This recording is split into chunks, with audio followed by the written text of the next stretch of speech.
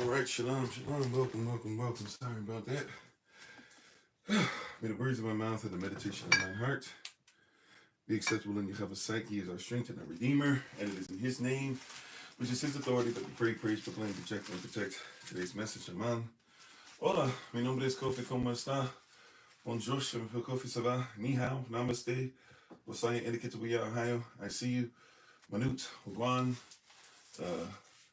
Kamsaida, Aloha, Chow, Habadigani, Akwaba, Madase, uh-oh, I might have accidentally hit the wrong button.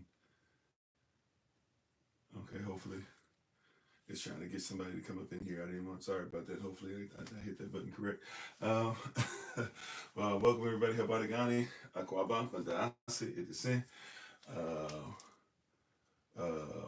Jambo Mibidi Kofi, the Frank Kukatata the Wewe, Boker Tove, Boker Tab, Grand Rising, Top of the Rising, GM, for those of you who still do that, greetings. Bakwata, Barakala Chemikava, Anai, Kovai, Koketa, Servants of Christ, Mashanam Chi. Hello, everybody. I am Pastor Kofi, Pastor Servants of Christ, where we are always changing lives one mind at a time, of being the voice of the voiceless and speaking the unspoken. Thank you for joining us. We appreciate, love you.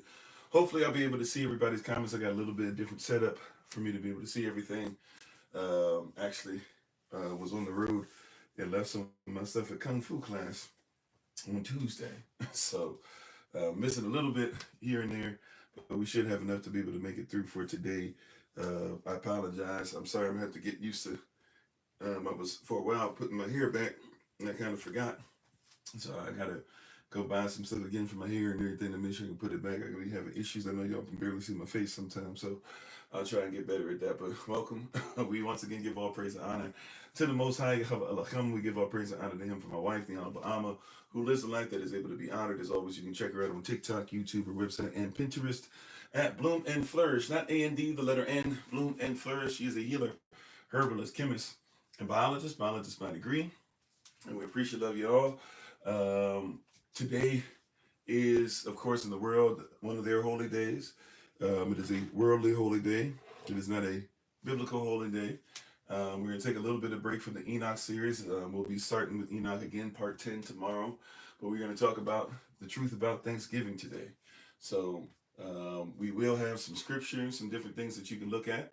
We'll do a little bit of reading the scripture to get us started. So if you want to go ahead, get ready for the Bible pledge and join us for that. And then if you can stand to your feet or reverence the word of Yahweh in any kind of way, we appreciate, love you. We're going to just kind of go in. We do this pretty much once a year. Thanksgiving, Christmas, and Hallows Eve. Usually we actually are led to talk about those on those days, Ishtar or Easter, kind of sort of not as much on the day of it, just simply because we focus on Passover, but also we talk so much about the difference between Passover and actual what they call communion and Easter, that we end up kind of already discussing it by the time we get there. But Thanksgiving, pretty much every year we come on and we speak on it. We make it a point to do so because it is something that's very relevant and shows some of the stuff as far as truths that are and non-truths that are being told and disseminated all over the planet. And I say literally all over the planet. We're going to not just talk about the United States of America, but we have to talk about what got you to the place of thinking that this is even something that you can continue. Ancient ways of looking at this, patterns that we see going even into Samarias and obviously Hallows Eve, and then getting to what's now called Thanksgiving, which used to be called something else. And then, of course, even going from there to stuff like Saturnalia, or what you now call Christmas, right? So we have a lot of different things that we could discuss on this topic, and prayerfully, you guys get a lot out of today. We probably have a few of you that might not even normally be on with us, but maybe you have the day off, so at least there's something we could say positive that comes out of this. But prayerfully, you guys are ready to go into some deep dive and some deep discussion. I got some stuff for you. As a matter of fact, I put some of the pictures and notes that I have used and studied, and even some of the YouTube links and stuff like that. If you're on Patreon, I tried to make sure anybody, whether you're a free member all the way up to SOC University, I tried to drop some of that stuff yesterday so you would be aware. So even if you haven't had a chance to look at your Patreon, or look at our Patreon page today. If you're a Patreon member, free member, or otherwise, feel free to go over there. If you're not a Patreon member, become even a free one. We do put free stuff out there from time to time on Patreon, so you can kind of know what the flow of Patreon is. And I felt like this was something that everybody should have access to. So if you want to go over there, look on there real quick if you get a chance, whether it's right now or later on. If you're watching this, if you're not watching this live but watching this later after the fact, feel free to go on the Patreon, Kofi_Ofori, and look it up and look for, it says notes for live session tomorrow, Thanksgiving or something like that. And when you look on there, you'll be able to see some of the pictures, just a few. There's quite a bit that I have, and I'm not even sure if everything's going to make it into today's live, but you'll be able to see some of the notes that I'm using and actually be able to see some of the channels that I looked at to kind of bounce things off, to kind of go through a couple of things that you might be able to read, stuff like that. But we do have that stuff for you over there. So if you're somebody who's like, man, I'd like to be able to go a little deeper, or maybe I can hear different points of view and be able to put stuff together myself, etc. Because everybody kind of has slight differences. Some persons still aren't really telling the truth. Some persons are still trying their best to make it like hey, we can't say what happened back then. We had to kind of be all right with what happened back then. Like, we can't judge persons how you judging me for what my ancestors did. There's still a lot of spirit of that floats around a lot of this, but still, you'll be able to get a lot more truth than probably what you grew up with. Amen. But we're gonna go ahead and get into this. We appreciate love everybody once again for being on, and we thank you so much. So if you're on TikTok, we're going to use a little bit of green screen today. If you're on other platforms, I'll make sure that I say this in a manner in which you still can get exactly what it is. Maybe on the Facebook group, we'll try to put some of these things out later. We'll see how schedule goes. But we're gonna do a little bit of diving into a few places, including even our newsletter, which we praise y'all once again for Elder Alma and Sister Austral and Minister Anais, who would put some stuff out there for us on a regular basis. So prayerfully, you guys have seen that in different places, platforms floating around, have been able to make sure that you kind of see the newsletter, what's going on. Pray for us as well. It looks like we're heading towards having a physical newsletter at some point that might be available that can go out to different persons who would like that. So just kind of keep us in prayer. Also, too, don't forget the 5 to 10 is coming up pretty soon. We want to thank those yesterday who supported Apostle Dr. Tamah, Minister Dr. Tamah, and Minister Tamara yesterday, and I'm sorry, I'm gonna mess up the name. Please forgive me, Minister Tamara, and it passes on. I can't recall if it's Pastor Human that was on yesterday. There's a couple pastors that are kind of new to SOC family and stuff like that that've been coming on. But prayerfully, you guys get, like I said, a message out of this. We're thankful and grateful. Some persons probably maybe even going to their Thanksgiving service today. Come out and be hearing me talk about some of this stuff. It is what it is. But hopefully you guys are okay. And by the way, please be safe. Also, a little note, I was actually on the road. That's why I'm actually running. Well, one of the reasons, besides signal, that I'm running a little bit late. And I realized, like, wow, there's nobody out here. I thought I was going to hit traffic and be late. And I was like, oh, that's right, because it's Thanksgiving. So nobody's out on the road, but obviously if you're somebody has no food and you depend on the grocery stores for your food, please, man, please, sir, recognize a lot of your grocery stores might close a little earlier, right? So make sure that you get some food for you and the family and all that. Also, to be safe on the roads for persons who might be a little intoxicated. There are a lot of accidents and stuff that happen, and some of that stuff picks up. So there's going to be some police out on the road. Also, too, so be careful about speeding, things of that nature. Also, too, last thing, and then we'll try to start getting into this, and let's get into our Bible pledge. Also, too, I guess they have Black Friday, which usually means people start getting to the stores 7, 8 o'clock, stuff like that. So if you're planning on getting stuff from stores or planning on being out, just know that certain places are going to pick up and people are going to be fighting. Persons are going to be fighting over food and clothes and all this stuff that we shouldn't even have to fight each other over. So just got to be aware of all those things. It's a worldly holiday, a worldly holy day, and then their quote holiness, unquote, they have a lot of different issues that come up with it, right? So just exactly. So if you can, be inside, take care of yourselves, be safe out there. Even if you're not SOC, if you're first time listening, whatever, I don't care. This is just for everybody out of love, out of respect for you, and out of wanting you to be safe, and out of you being away from some of the spiritual stuff we're going to talk about today. Just make sure that you're careful with yourselves today. Amen. Just be careful. That's all we're asking. All right. Let's say hello to everybody as you guys, if you're able to stand to your feet and get ready to reverence Yahweh's word, or however you can reverence it. We'll say our Bible pledge and we'll jump right in a bit. Amen. All right. So let's say hello, everybody. Once again, thank you for joining us on the podcast. Facebook, YouTube, TikTok, and any other platforms that you might be joining us on today. We appreciate, love you. I actually got a little bit of issue with one of my devices. Those who are on TikTok, later on, I might have to pick you up by hand, but we should still be all right. Okay. So even if I'm wavering a little bit, we should still be all right. How's everybody doing? How you doing, Brother Cole? How you doing, Minister Tracy? Hopefully all is well. Tried to call you yesterday, Minister Tracy, just to let you know, but hopefully everything's well. I might try and call again today. I know you're probably busy and getting some stuff done. How you doing, Minister Samaya LeRae? How you doing, Brother Craig? How you doing, Sister Monica? How you doing, Cultural Prospect? How you doing, Sister Carla? How you doing, Brother Dwayne? How you doing? Is it Tom Knopf, Sister Monica, Michael, DMZ, Dan? Um, Everybody come on in here. How you doing, Bruder Charlie? Brother Trayvon, Minister Tamach, Minister Dr. Tamach, Apostle Dr. Tamach, Eric, Big Brother Thomas. 5 or 6? Okay, 5 or 6. Yeah, be careful. How you doing, Trado? I don't know if I said that correctly. Trado. Um, Sister Monica, Machiavelli, Takwach, Aman. And I guess those who are saying, use Indigenous Day, Happy Indigenous Day to you. I feel more comfortable saying that, although technically Happy Indigenous Day is not a real thing either, but I get it. We're trying to get community culture and trying to erase some of that old stuff that's there. How you doing, Queen Isabella? Zoo Cashmo, let's see, Kenneth, Rodney, everybody, please forgive me. I got a little weird setup, so it's hard for me to scroll and stuff today. How you doing, Minister Morel? Truth makes us free. Come on, how you doing, Sister Jennifer? Kirsten, everybody. If I miss your name on any platform, shout it to my head, not to my heart, especially today. Got a weird setup, and I got hair in my face. I got to get used to tying my hair back. I did it for a little bit before, and then I stopped. Not used to it. I got to get used to it. ¿Cómo está, mi hermana Sherry? Gracias por tu presencia. Right? Let's see. Gracias, mi hermana in Vera. Correcto? Gracias, mi hermana in Vera. Right? Vera is truth. Did I say that right? I think I did.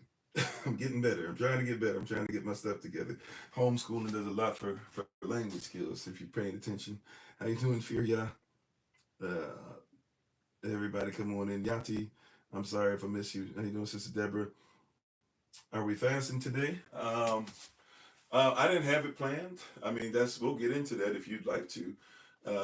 Personally, I'm doing a little bit of fasting, but it's not intermittent fasting. Personally, my personal walk, I'm trying to make sure I get rid of sugar. I'm only allowed to have any kind of added sugar or just sugar in general once a week. So if you want to join me in that, but we didn't have that planned for today. But we will talk about why. That's a great question, of course. How you doing, Monster? Everybody, I feel like I'm having issues today on catching everybody, but still, thank you for being on. How you doing, Sister Gertrude? Thank you for the love. How you doing, Michelle? Come on in, everybody. Lottie Dottie and everybody. Darius, Brother Ali. Hopefully you're pretty much out the neck of the woods as far as sickness and all that. How you doing, Mimi? How you doing, Kitty? Jonathan, double OG, triple OG. If I miss you on any platform, please charge it to my head, not to my heart. We appreciate, love you. We got to get into this word and get really into a teaching. So today's one of those things that's going to be a teaching, right? Someone says, well, we teach all the time. We preach all the time, blah, blah. Yeah, so, but I'm just saying specifically, we're going to ask you to put your, what they used to say back in school, put your thinking caps on, right?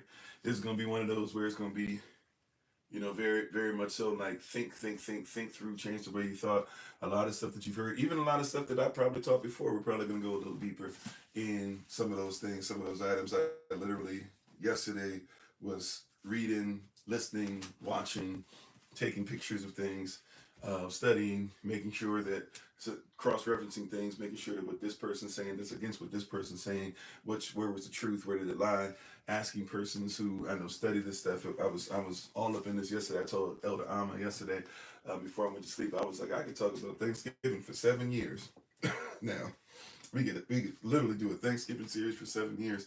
I feel like I got so much stuff in me, so We're going to give you what Holy Ghost has for us. She'll bring back to remembrance where we need to go. But let's go ahead and say our Bible pledge. How you doing, Yosef and Servant? How you doing, Sister Ostrom? Everybody come on in. Faithful Gee. All right.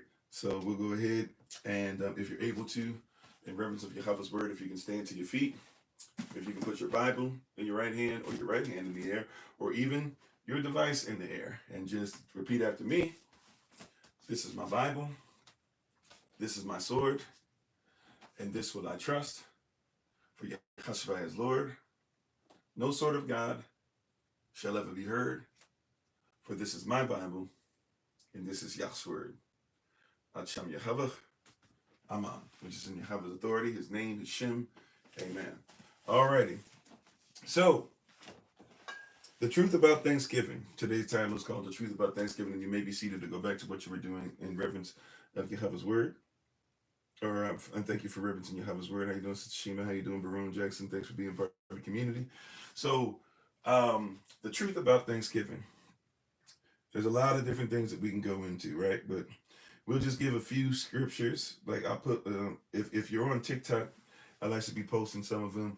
We'll read a couple, and then we're going to just kind of go through some facts. So it's going to be pretty much history class. You're going to get some hashtag SOC University history for free today. Amen. You're going to get some history class. All right. So when we talk about this, and by the way, I know for those who are scrolling, it's difficult to see some of the stuff. All you have to do is just move your stuff to the side. But for everybody who's listening, I'll read it for you. Habakkuk chapter 1. And we're going to go to verses 6 through 11. Habakkuk chapter 1, we're going to start at verse 6. Right? We have some other scriptures. Not sure if I'm going to put all of them up, or at least read all of them. If you're on TikTok, you might be able to take screenshots, or at least write down what you see on the screen.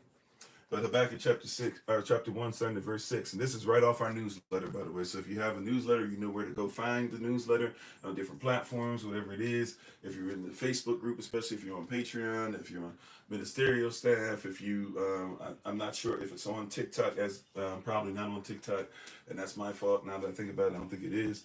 But if you look in different places on social media, it should be in YouTube in the community section. It should be on WhatsApp. If you look in these different places, you should be able to find a newsletter, right? So if you see Thanksgiving, right? Thanksgiving, the true meaning, it says in Habakkuk chapter 1, and it says this, it says for la, right? Now, this can mean pay attention. Also, really, this actually means no, the opposite of. So you have to kind of know what's already going on in Habakkuk chapter 1, where there's disobedience. And therefore, la, right, really would be the Avla term or the Paleo Hebrew term, the opposite of.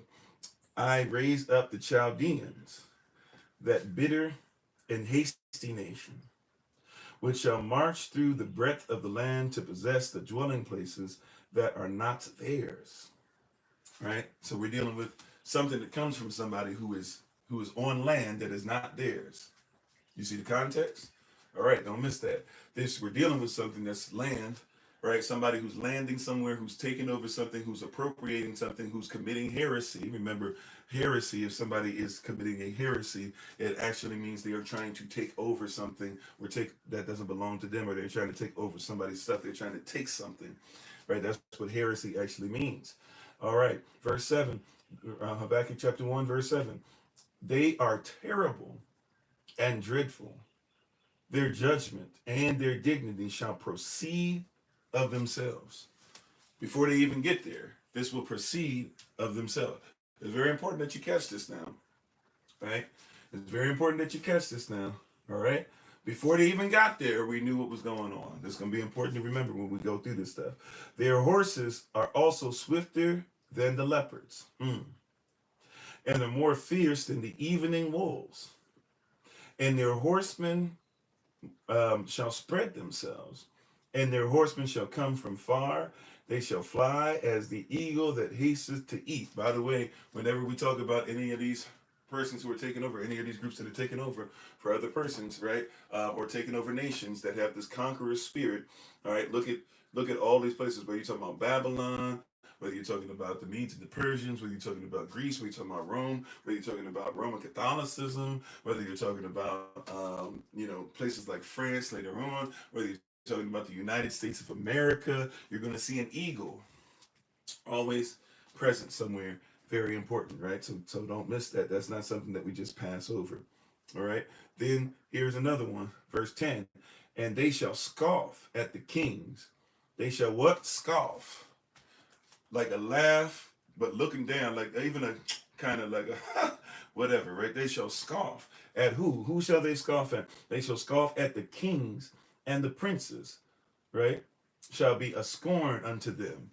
The kings, they'll laugh at them and be like whatever, and the princes who are what? Next up to rule the kingdom, they will laugh at, they will not just scoff at them, they will scorn. And this reminds us of Psalm 123 and verse 4, where it says that these persons are at ease with your scorn and they fill you with contempt. So now you are filled with contempt, right? These persons are at ease with you, feeling like you are on the bottom of the barrel, right?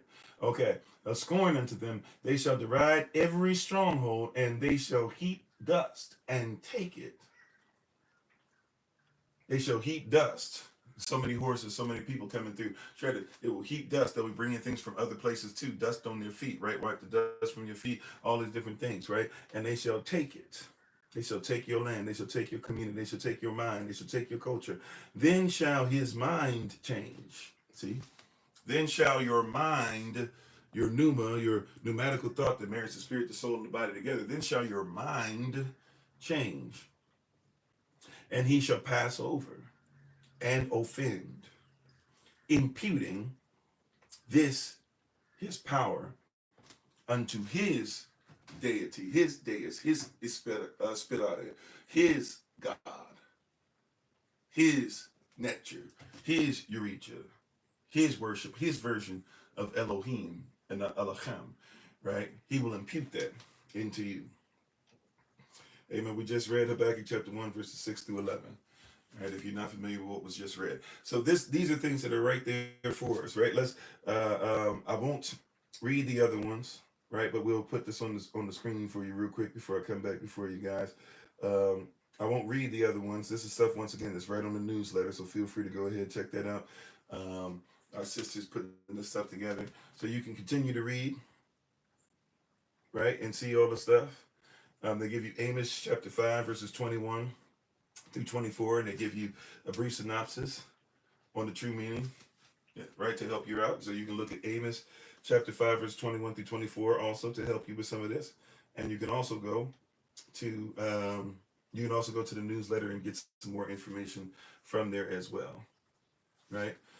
Talking about genocide, talking about a bunch of other things. So prayerfully, you guys have the newsletter, have access to it. If you don't, by the way, you can always just ask us for it, and somebody should be able to get you something, or at least know somebody who can get you what you need, right? So we can see that the Bible constantly, by the way, warns us about those who are trying to take over, trying to get you to be rid of your culture, trying to get you to agree with something that has nothing to do with you. And thank y'all for the love, by the way. I couldn't see it while I was reading. How you doing, Bryn?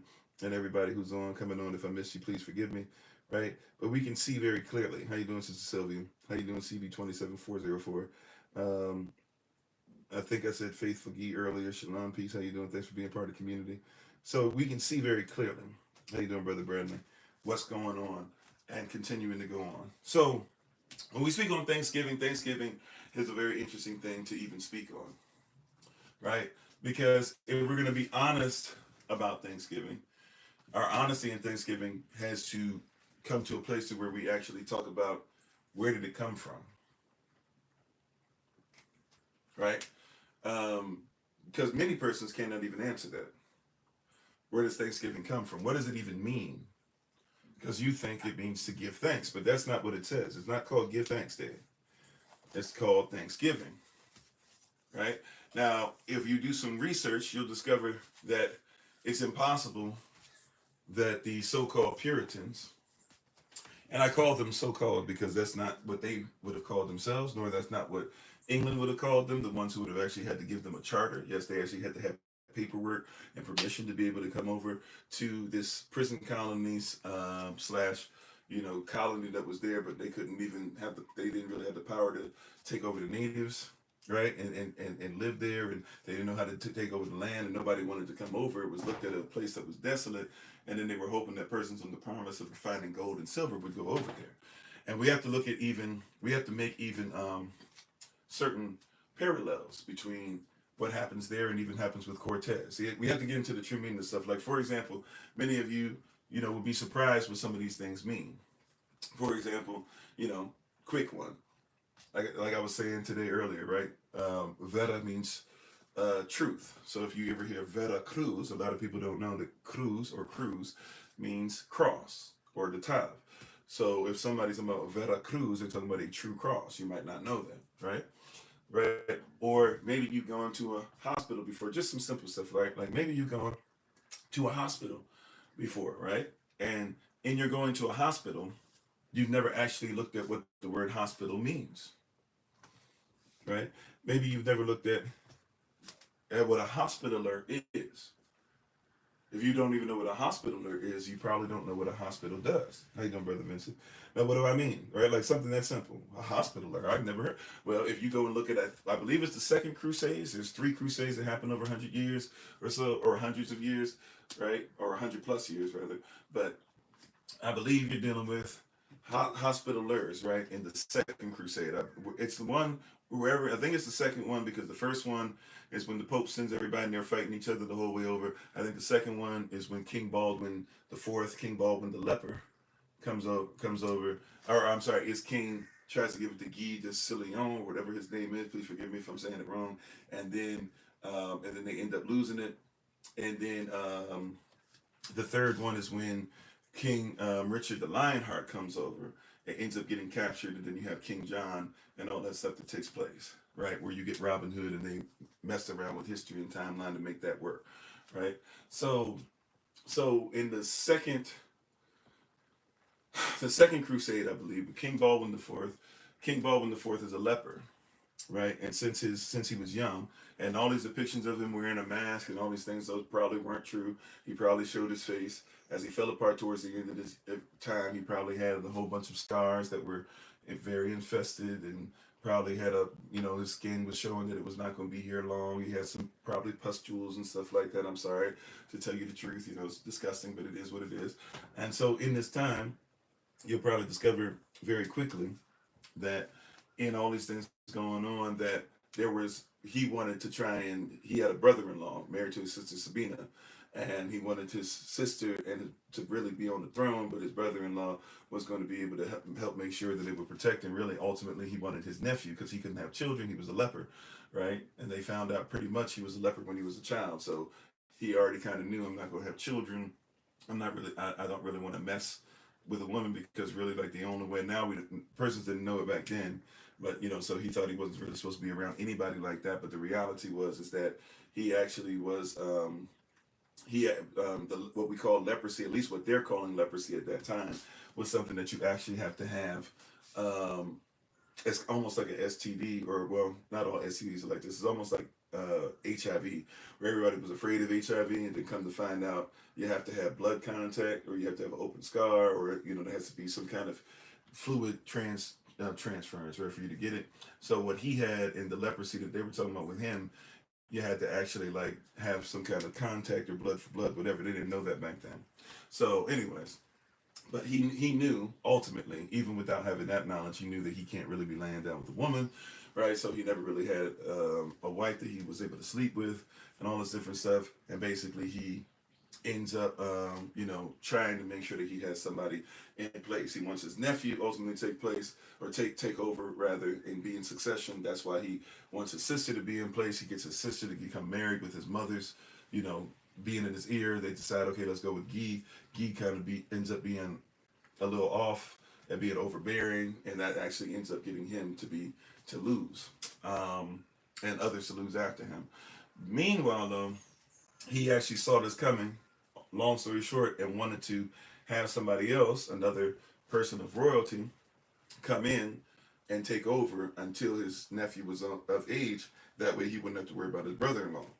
So he calls all these persons over, right? And because when you call one, you got to call all his boys and everything. So they come with what you guys know today is some of the Knights Templars. How you doing, Lawman? How you doing, Sister Nadine? How you doing, Sister Greta? And anybody I might have missed coming in? How you doing, Teddy? So he comes with what you guys know.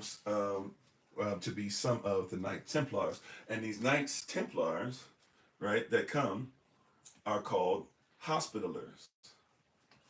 You might not know that, right? They're called Hospitallers, right? Now, they never get a chance to take power, right? It goes down the drain. He ends up, right? He ends up not being able to make that plan happen. But he came with these persons called Hospitallers, right? Now, if you look back at Hospitallers, they were under this cat who they call now, called up to this day Saint John, and Saint John, right, was some and these Hospitallers were persons who worked under the Roman Catholic Church, and as they worked under the Roman Catholic Church, right, they did some things or whatever, and they did some things like even help persons. They did help persons as far as their health.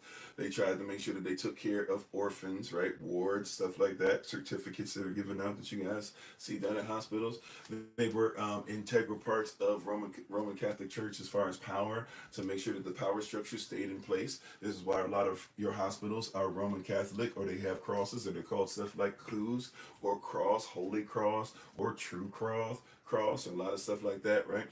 They did all those different things or whatever, right? And they were called Hospitallers. They also were persons who were over banks. That's why hospitals are very quick to be like, yo, what's up with your money? And can you afford this? Blah, blah, blah.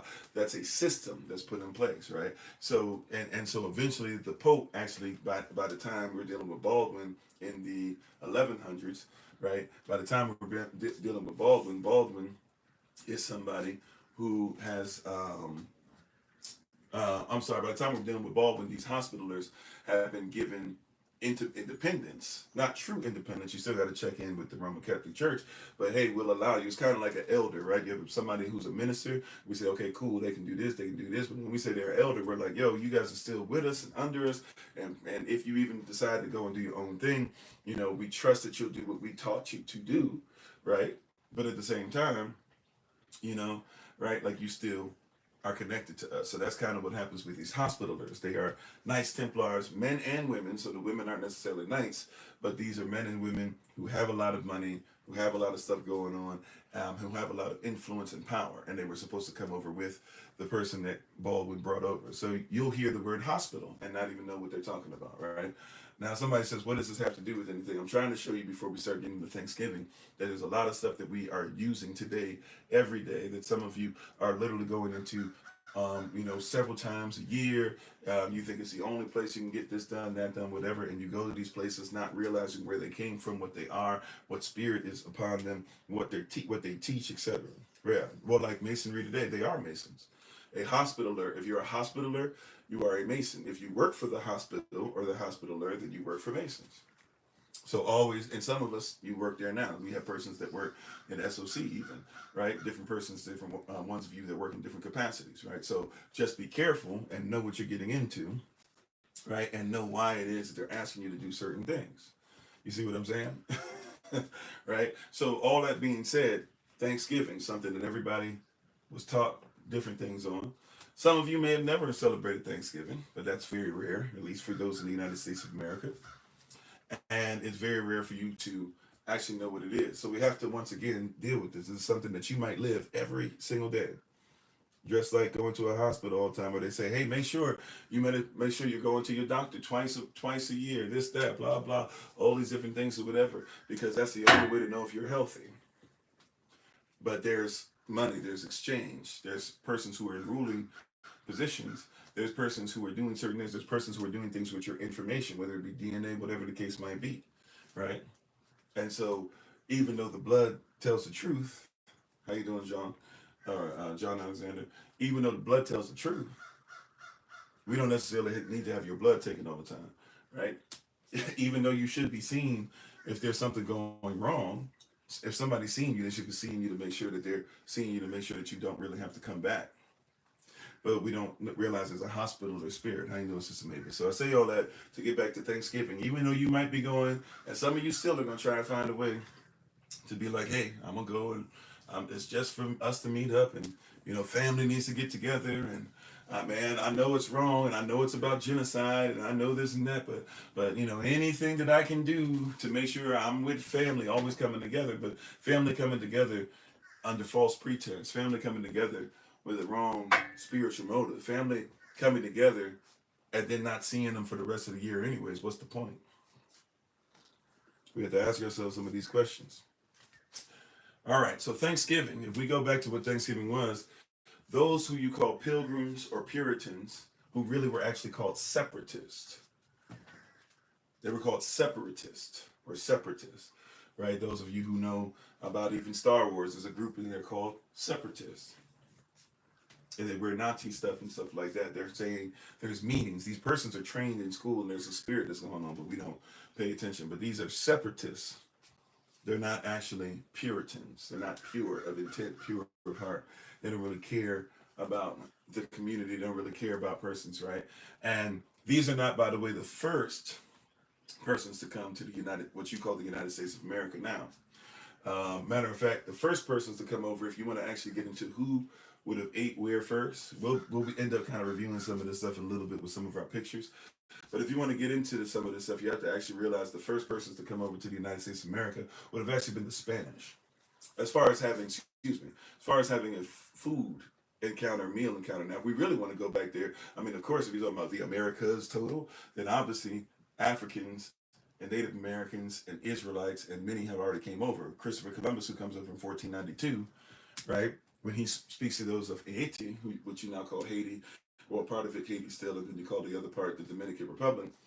He brought a Hebrew interpreter with him, looking for the land of Esther. Second Esther, chapter 13, verses 40 through 45.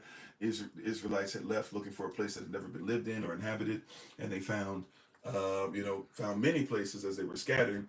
And one place in particular, we know that they had to have gone to and influence, even those who came from West Africa and came over, which is not something that's news to us because many persons were coming over from West Africa to South America, West Africa to the Caribbean for many hundreds of years. Christopher Columbus actually knew this and therefore took the same route, or tried to. He got messed up in it, but he tried to take the same current that we would use as a people to get from West Africa over to Haiti.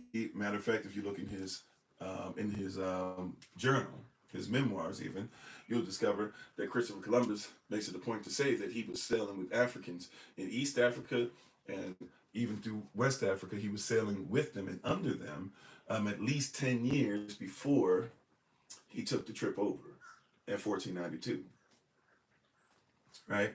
And he brought a Hebrew interpreter with him. So even he knows this. That's not a problem. His son wrote the same thing, by the way. Christopher Columbus' son's writings are available as well. And when you read what he writes, he says the same thing. Yeah, that's what was done. So knowing who the Negro was, right? Remember, the definition of Negro is not changed in Spain and Portugal and places like that. And in Roman Catholicism, the Negro was considered to always be an Israelite until 1550. This is why when people say, well, look in the dictionary, and this doesn't mean this, and this, and blah, blah, and Negro means black. Yeah, starting at 1550. Right? 1550, 1555, somewhere in there.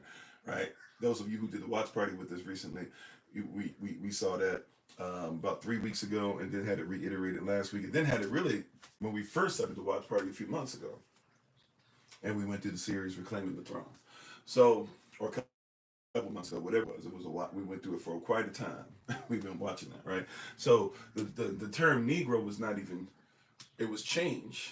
Everybody knew who a Negro was, and that wasn't changed until 1550, meaning that in 1492, and really in 1491, when they defeated the last great Moorish king and then started looking for Negroes to enslave and asked the Roman Catholic Church for permission, and the Roman Catholic Church in 1493 comes up and officially makes the doctrine of discovery a thing, which had actually been around since 1452. Right? And that's a reaction to the fact that the Portuguese were already looking for Negroes as slaves back in like 1442. And we know that even in the history books, we went through this all together in a little lesson that we did not too long ago, where we actually showed you guys, hey, you can actually look up and see in books and stuff that's written way before us and stuff that's written by persons who aren't even our people, that will admit to you that yes, like the Negro who was considered to be a Jew was somebody that like persons realized, and they actually knew that they had money and they had authority and they had a lot of stuff, and they got upset with the fact that they had it, and they said they started literally taking the stuff from them and beating them down, and they forced them to go. They called it degrado, or degradation, basically. Right, and because if you degrade somebody, they have to be at a certain grade. If I got an F and I get a lesser F, then I haven't been degraded. But if I'm an A student and I go to an F, you would call that degrading, right? Taking it from its original intent. See, and no wonder they want this stuff hidden from us, right? So this was a religious military group fighting against specific persons who they knew were supposed to be blessed. These persons had been scattered, and when they had taken their lands and stuff in Europe from them and forced them into Roman Catholicism, and then sent them to be slaves, and then forced their children to become slaves, and then took their young children, 3 years and younger, took them and made them, forced them to become slaves under their own children, and to be raised as slaves, so that they would have no mentality of self and would never go back, and would raise generations of that. Then they went to the places, right? They sent them to St. Thomas, they sent them to the Americas, they sent them other places, they sent them to Africa, but then they went to Africa, to Negro land and Guinea. And then they went to places such as Haiti, right? They're searching all over the place for these Negroes, because wherever Negroes are supposed to be blessed. They're supposed to have gold, they're supposed to have silver, they're supposed to have all these things that they want, right?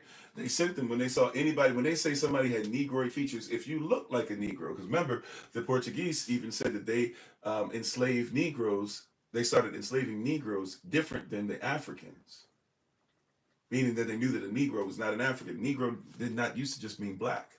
Negroes pointed to a particular person.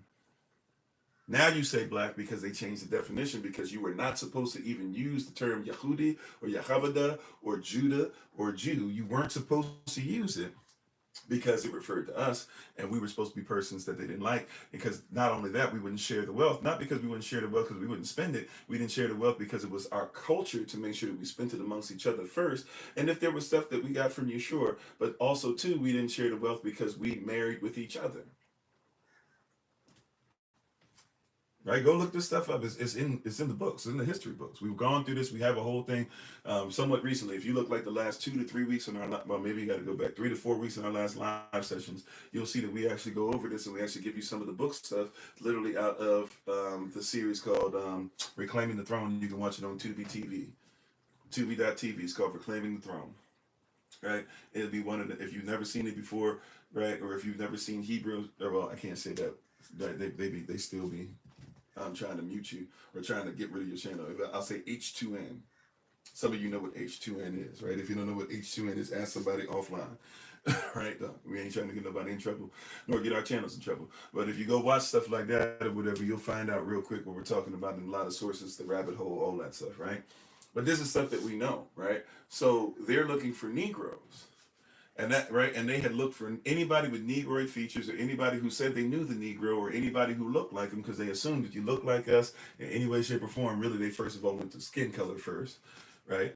If you have our skin color, it's possible you're a Negro, right? That's where they were in their mindset. So then eventually they changed the color. But I'm saying all that to say, if you look at it, persons had been to the Americas already. They knew they were traveling, all this stuff. So this whole weird thing about even that they were just coming over and it was a new world. A lot of persons don't know, as I said earlier, and we'll talk about this a little later as well, that this had to be contracted. You had to be given the charter, right? If you guys don't know, King James, yes, the same King James of the King James Bible, was the one who had to give permission to those he's the one who had to give permission to those who used to call the Puritans, really the separatists, who actually separated more from Calvin. So you had Calvinists, and then you had other groups that didn't think Calvin went too far enough in separating from, what the English were trying to say Protestantism was, right? So they actually separated even further. And King James had to give them permission to come over to what you call the United States of America. Salah. Right? Many may not know. That's actually how that went down. They had to be given permission. If they weren't given permission by King James, they can't come over. Right? So there was already a Virginia company. There was a Virginia company that was already over. wasn't called Virginia. There wasn't a land called Virginia, but the Virginia Company had already came over. Jamestown had already came, and Jamestown had already failed a couple times. Before Jamestown, there were even other places, and there were ghost towns, and these persons couldn't make it, right? Like, like there were already persons who had been sold into slavery. Squanto, or his real name Tisquantum, but Squanto being one of them. That's why he spoke English, because there was already slave trade. He had already been taken over. There was actually another native who came and talked to him as well, who already spoke English as well, but he had been one, probably more so, who did trade. So he didn't speak English that well. But then the next day, Squanto comes over. Squanto, he's one that speaks English fluently. And they're like, how is he speaking English so well? Right? And you are taught in school, oh yeah, Squanto, he just, they literally, in the 80s, I can vouch for this, in the 80s in New York, they used to teach that they were still teaching Squanto, and in Maryland, right? Set by the second grade, I was in the DMV in Maryland, in PG County. They were teaching cats still that, oh yeah, it was a miracle, right? The Puritans, they say it was a miracle. This guy could just speak. Who knew how he could speak? It was just so amazing. He could just speak English so well. God must have wanted. That's what they teach right there. God must have wanted them to be able to have this person, and so that means the land was theirs. They needed to learn it. They were about to die off. They were eating each other. Not as much as what history says, but yes, they did do some of that. They were stealing food, like food that we had in the ground. We had places where we stored food, and they were taking that from them, all these different things or whatever. But hey, there's this guy, he can speak. Man, God must really want us to make it.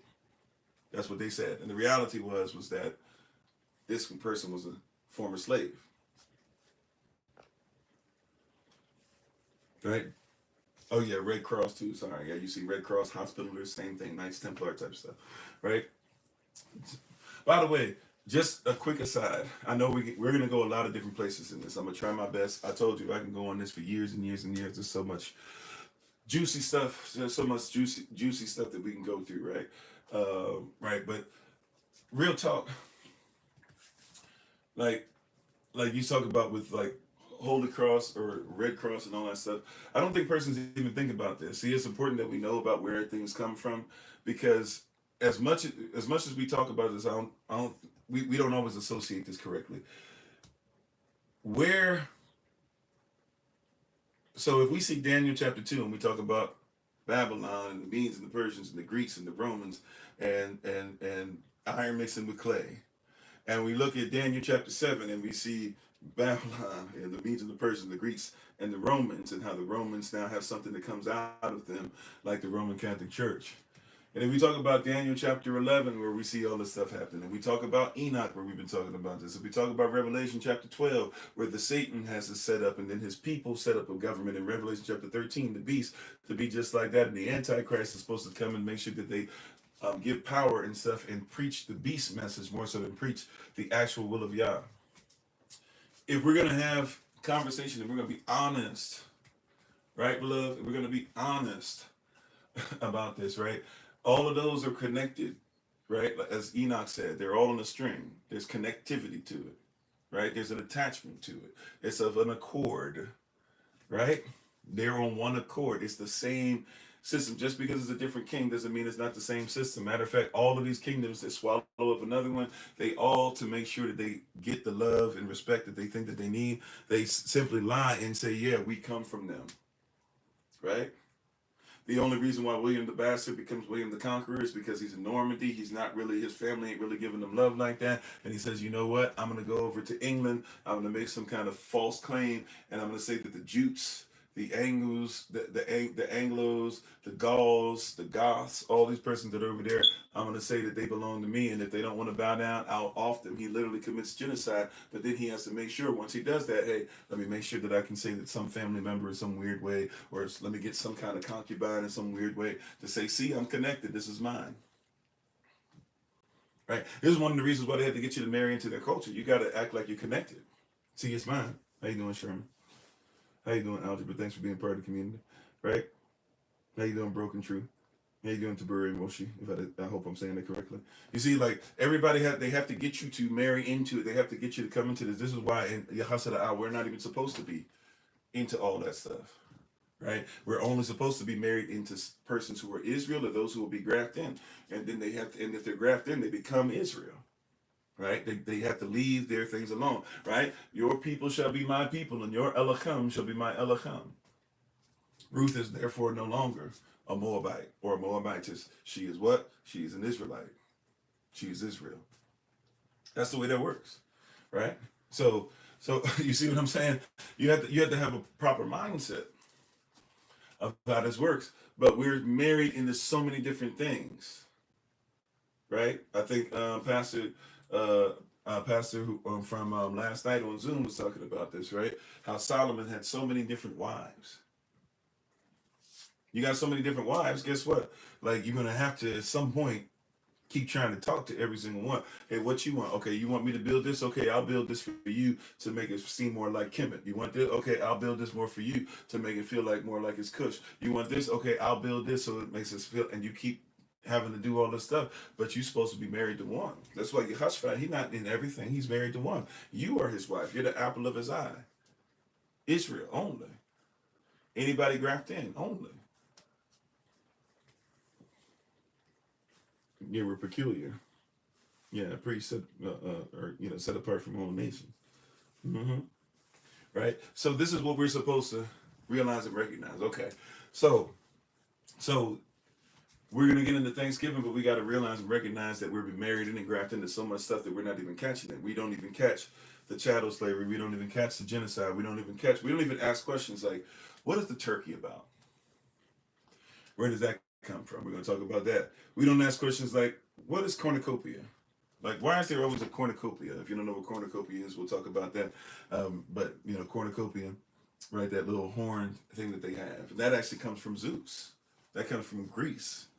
That's not even about. Like, that's a straight up heathen thing. As much as you think it's about church. So yes, come on, Solomon married into them instead of them marrying into him to say his of one righteous culture. That's right. You see that? Like even the cornucopia, we don't even think. It's like when persons do Christmas and they're like, man, there's nothing wrong with Christmas. It's like it's like what? Like, do you not know? Like, have you ever asked yourself why you kiss under the mistletoe? Where does that custom come from? And what did it originally mean? Because if you do some research, mistletoe was something. First of all, mistletoe is not mistletoe is something that grows year round. Mistletoe is actually a parasite like type thing. It actually feeds off other things. So if you notice, if you ever have like evergreen trees and you look up, you'll see some green at the top sometimes. That's mistletoe eating off the tree. And if you came under mistletoe or somebody got the mistletoe and was able to put it underneath you, it was supposed to be on. Because you were dealing with stuff like Lupercalia, you were dealing with like that's what they do, what they call Lent now, or you were doing stuff for Saturnalia, that's what they call Christmas now, and you were supposed to be under there getting it on, because you were supposed to have a lot of sex during those times. That's one of the reasons why Christmas was outlawed by the so-called Puritans, the separatists. We don't know this stuff, right? Or it's like, hey, have you ever checked out the Yule log? Do you know who Yule is? Do you know why it's a Yule log? Have you ever looked at Norse theology to find out why the Yule log is something that you still put in your house? You don't know that. You just go, oh, the Yule log. Have you thought about the fact that Santa Claus, right, has coal? And there's cookies. Have you ever thought about that? It used to be Saint Nicholas, Black Pete, his slave, and Compass, basically Baphomet, but the devil, was going around, and they were like hurting, harming children, and they were supposed to go ahead and enslave and even take them to hell. That's where your coal comes from. That's where your cookies come from. We don't think about all those things. Have you ever thought about the fact that there's all these different presents and stuff like that? That's not a biblical reference. That's Saturnalia. Have you ever thought about the fact that they tell you they do what they call, what do they call that? What's that setup that they have where they show you the shepherds and they show you the shepherds bearing gifts, or they show you the shepherds and the wise men and Christ and all that? The nativity scene. Right? The nativity scene, ain't nothing native about that scene for us, but they call it the nativity scene. But in that nativity scene, they have all that. Have you ever thought about the fact that, wait a minute, the shepherds came the night when Christ was born? Sure, right? But the Magi or the wise men, there were way more than three, and they didn't find him until they found him in Kemet.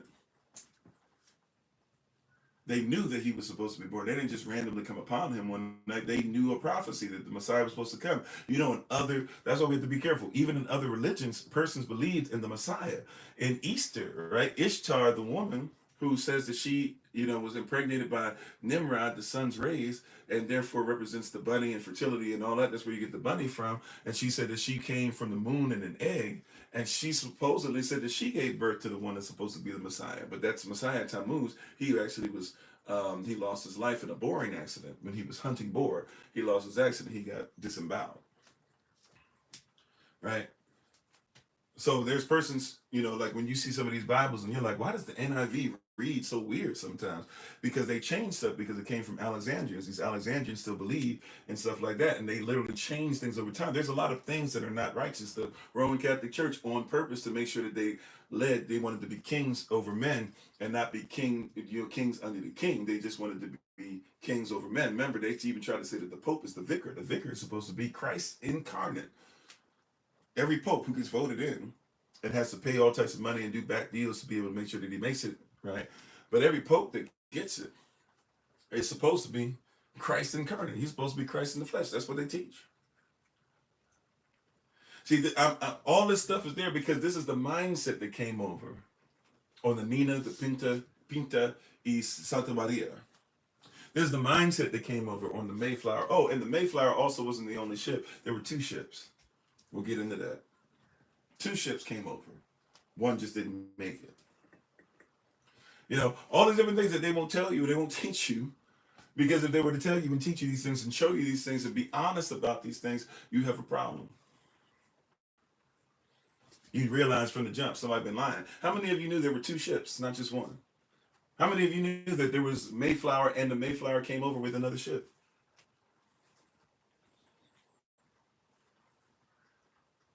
You said, and now they're watching for the coming of 144,000, and their time is up.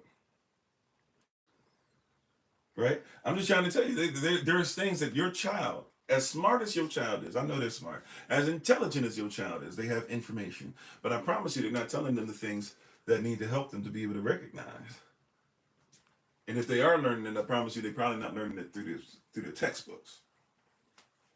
More than likely, because their textbooks are supposed to make sure that you forget who you are. So when we talk about Thanksgiving, we have to come from a point of view of what is Thanksgiving in its origin? Where did it come from? So first things first, once again, we can't say that Thanksgiving has to do with people being thankful or just say like we're going to eat a meal and be thankful, because the word Thanksgiving, especially for those who are separatists or who you call Puritans, how you doing, Brother Richard? They are called, or they would, Thanksgiving for them would have been a time to fast. And it wasn't a specific day. They set a day. You could have multiple Thanksgiving in European, Christian, Puritan, separatist culture.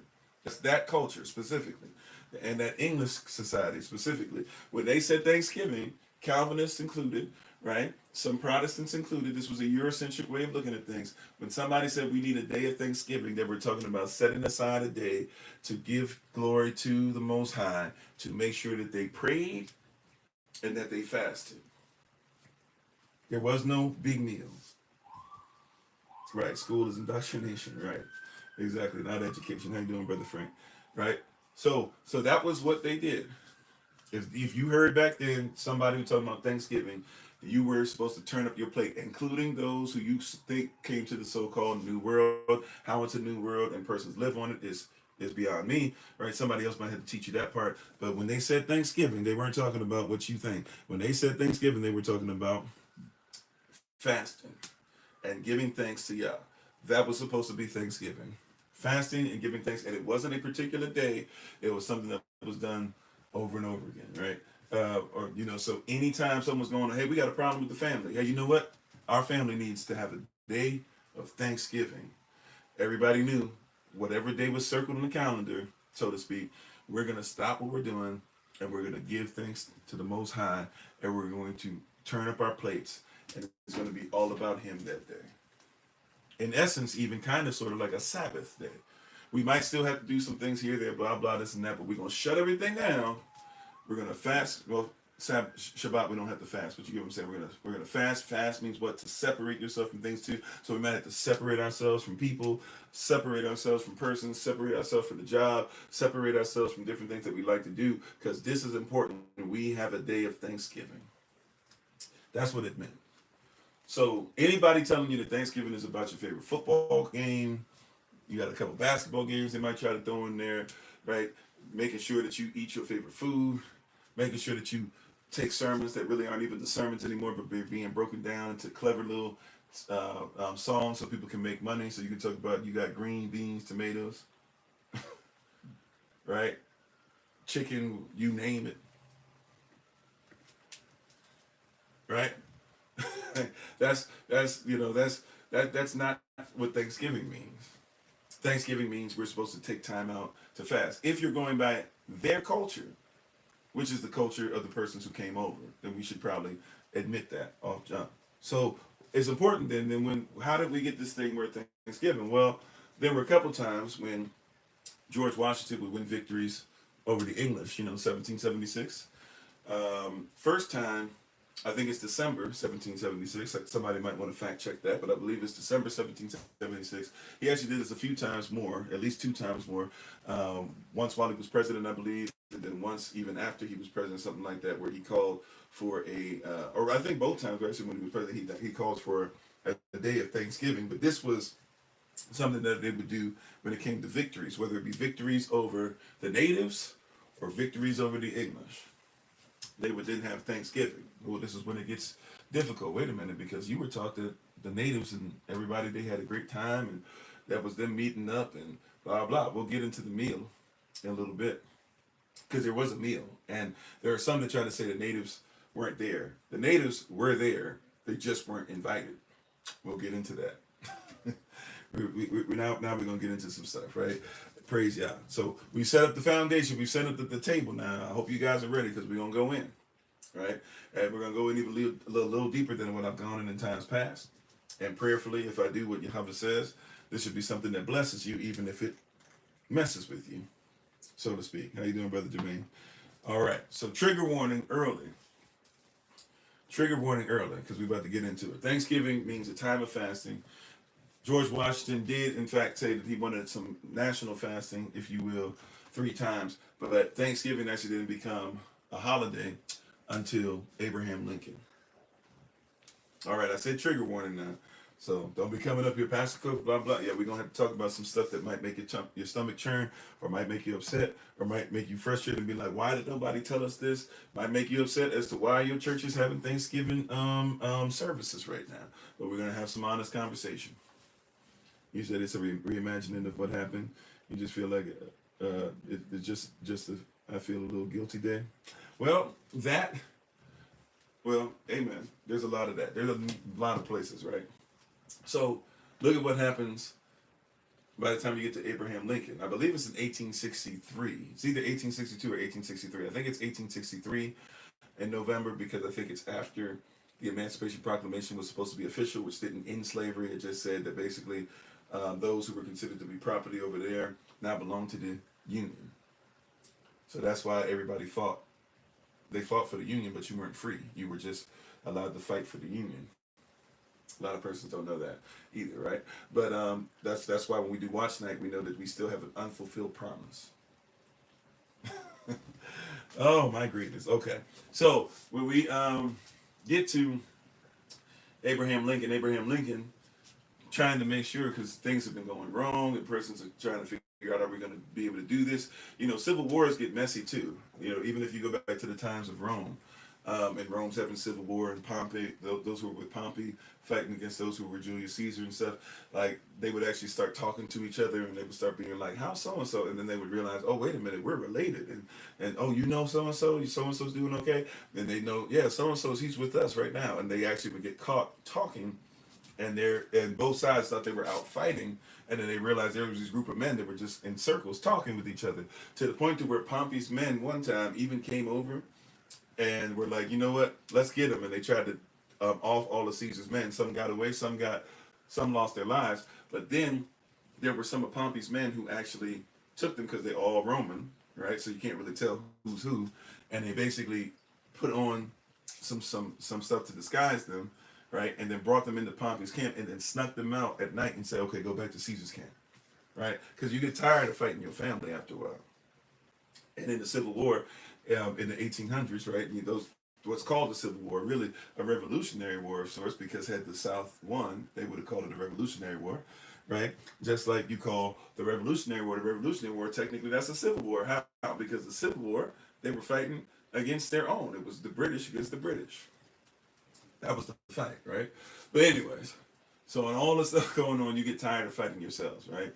And so Abraham Lincoln sees that the United States of America is frustrated by this, or what the Union is frustrated by this. Mainly, he's trying to preserve the Union, and he knows that the South is frustrated. So what does he do? He makes a declaration, and he says, "Hey, we're going to make this a day of Thanksgiving." Now, he didn't necessarily do this all by himself either.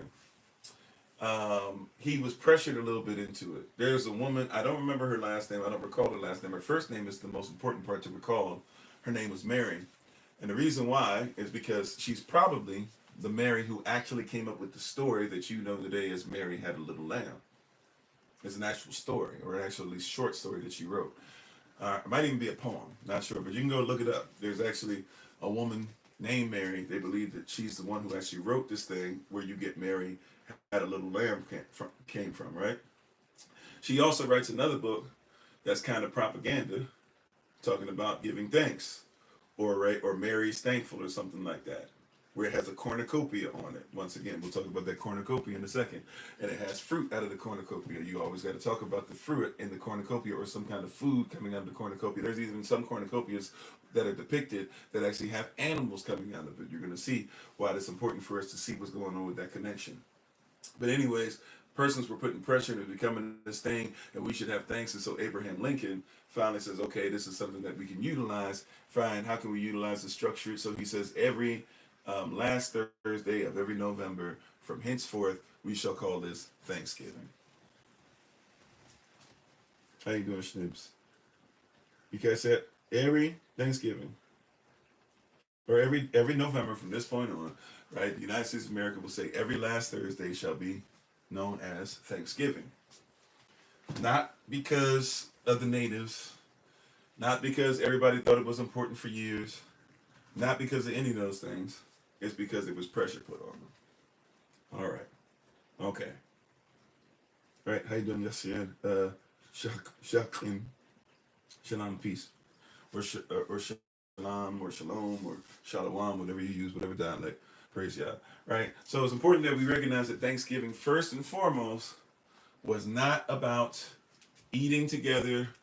Thanksgiving, the way, especially the way you do it now, is commercialized. That's why y'all about to get ready to go out on Black Friday. Right? By the way, I know that we do this thing where it's like, hey, Black Friday, that's because they hung stay, blah, blah. That's not exactly right. Those things are true, what they did to us. But Black Friday actually is because it's commercialized. You want to be in the black. Right? If you know about a business, if you're in the red, that means you're in debt. You're a slave. Right? If you're in the black, it actually means that you're doing some great things. Look at that. You're in the black, right? By the way, that's like when you want to do more. You ever thought about that term? Why would you want to do more? M-O-O-R. Oh, okay. Right? There are certain things that we have that we're always considered to be of value. Once again, you got to know what a Negro really is, or who the Negro really is, to get some of this stuff. How you doing, Pastor Doctor? Shalom, peace, peace, peace. All righty. How you doing, Sister Beverly? So once again, Thanksgiving, we have all this information now, but now let's start getting into it. Trigger warning once again. Trigger warning once again. I already know somebody's not gonna like what's being said, right? Somebody who's gonna watch this later, who's gonna tell me why I'm a liar and this and that, whatever. It's cool, right? I'm ready for it. I get called much worse, even on these live sessions. I promise you, in regular life, I get called a lot worse than anything, blah blah, right? And I promise you, it's not gonna stop me from doing what I do. All right, I promise you, it's not. Okay, all right. Now let's get into some of this stuff. Okay, you ready? You ready? You ready? All right, let's get into some of this stuff. So we're going to do some stuff. I told you we had some stuff, some notes and things like that. Once again, a lot of this stuff, not all of it, but a lot of it, enough of it to help you, is on Patreon. And it's on Patreon for free members. So even if you're not a member, literally, if you want some of this stuff, all you would have to do is just become a free member. Free members don't get a lot of stuff that that others get on there who are actually donating. But there's free members, and also too, a lot of it you'll probably see even some of the stuff and some of the videos you can watch for yourself to get a little more information. Okay, so watch this. So Thanksgiving, there's some truth to this. Now, this is not exactly true. I'm gonna try and make sure that I get this together for you all. Right? I'm gonna try and make sure that I get this. So once again, there's I had to look at a bunch of different things. I know enough about the truth. Right? Today we're talking about the truth about Thanksgiving. So there's a lot of different things, and some of them you'll see go against each other. I'm gonna give you stuff. I'm gonna give you, the rabbit hole. I'm gonna give you some pictures of different things that other persons, that we give them credit. They put on their YouTube channel and stuff like that. I got a lot of these pics from things that others who have been doing this for even longer than I, as far as at least publishing things on social media. Um, there's a lot of a wealth of information there, a library of sorts of information, even there, right? So we want to make sure that we give credit where credit is due. And if you have problems reading some of this stuff, all you got to do is make sure that you swipe stuff to the side. You should be able to read everything fine, right? But if you look at the top, you'll see that basically Thanksgiving is something that's considered to be or if you're on TikTok, at least you can look at the top. It's considered to be something of a pagan holiday. Now, there's truth in parts of Thanksgiving, like I even said about the cornucopia and things of that nature that we'll go into, right? Thanksgiving itself is not a pagan holiday, but there were pagan holidays, or there were Roman holidays, or there still are romantic holidays that are done that are very similar to it. There's a lot of mixing and matching. There's a lot of iron and clay. There's a lot of mixing and matching of different cultures. So you get to a lot of different things. Yes, I know that I am out of Kitawiyah, or what many would call Cherokee, and that many of us, not all of us, but many of us, a huge percentage of us are in fact native or have some kind of native blood. Thank you for that, right? So that being said, right? So so we're already about an hour and a half in to today. So there's certain things, like I said, that I might not be. This is recorded. You can go back and look at those things. But yes, I agree with you. Right. So now that we got that, how you doing, Jared? Now that we have that, right, we can see that there are some places to where you have to realize that there are pagan customs and things that have been absorbed from other places. Matter of fact, this person who I copying and pasting their picture on TikTok right now, this person actually is somebody who uses the name Yeshua, and says that he doesn't believe in these things anymore, doesn't do any of these holy days anymore because of what's happened. So he's in the same belief system that we are, right? If you were to go a little deeper into this, right, you can even see that that a day of Thanksgiving, like we said earlier, a day of Thanksgiving is supposed to be a day of fasting, right? If you actually look it up, so you can see, if you look at the day of Thanksgiving for the institution of Holy Communion, even, right, that you're supposed to separate, you're supposed to give Yah a certain day, things like that. Even in their belief system, even in their warped belief system, Thanksgiving is not exactly what we believe it to be, right? A lot of persons don't know that. Okay, you also will see stuff like I was talking about this, right? I was talking about this earlier. So I was talking about the cornucopia, right? You guys see it? The cornucopia is the little horn, right? If you didn't know, if you don't know what I'm talking about, it's the little horn, right? And a lot of persons, still to this day, by the way, will have this little horn from time to time, right? So you might not know that, but there's a lot of persons who still actually have the little horns, the little cornucopias that they have with them. Now, you might be like, the little horn, the cornucopia, like, why is that so important? Like, who cares? It's just a little horn, whatever, it carries food. Ah, yes, it carries food. So this is when, so like what they try to call the pagan, Thanksgiving is a pagan thing, is because they're actually not realizing that some of the stuff that they did for October, for what you call Hallows Eve, right? In their culture, they did, and they also had meals and stuff like that that were there. Halloween is technically 3 days long. A lot of persons don't know that, right? Halloween, is not what you know it today. Well, it is what you know it today, but a lot of persons don't know, why do you do this? Why do you get the candy? Why do you go door to door? Why do you do these things, right? And we talked about Halloween before. I won't go deep in depth in some of that stuff, right? How you doing, Sister Barbara? I won't go as in depth on some of that stuff, okay? But as far as Hallows Eve or Halloween, right, we have to recognize and realize very quickly that when it comes to this stuff, Halloween was a 3-day period. The first day, which was October 31st, right? That wasn't their harvest day. If anything, it was the harvest day of their wicked spirits. What? Yeah, I know that doesn't make sense yet. Just roll with me, right? If we're gonna be honest, the first day of Halloween, October 31st, it was not their harvest day, and excuse me for those on YouTube. Just make sure you guys are plugged in, so I know that you are charged up and ready to go. Please do.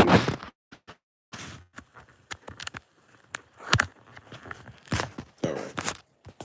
So the first day was not or the first day was not their harvest day. Matter of fact, all this stuff. Yeah, sure, you are thankful for a bountiful harvest. Matter of fact, even the so-called Puritans are really the separatists, right? Remember, they weren't known as Pilgrims, they weren't known as Puritans, they were known as separatists. That's what they called themselves, right?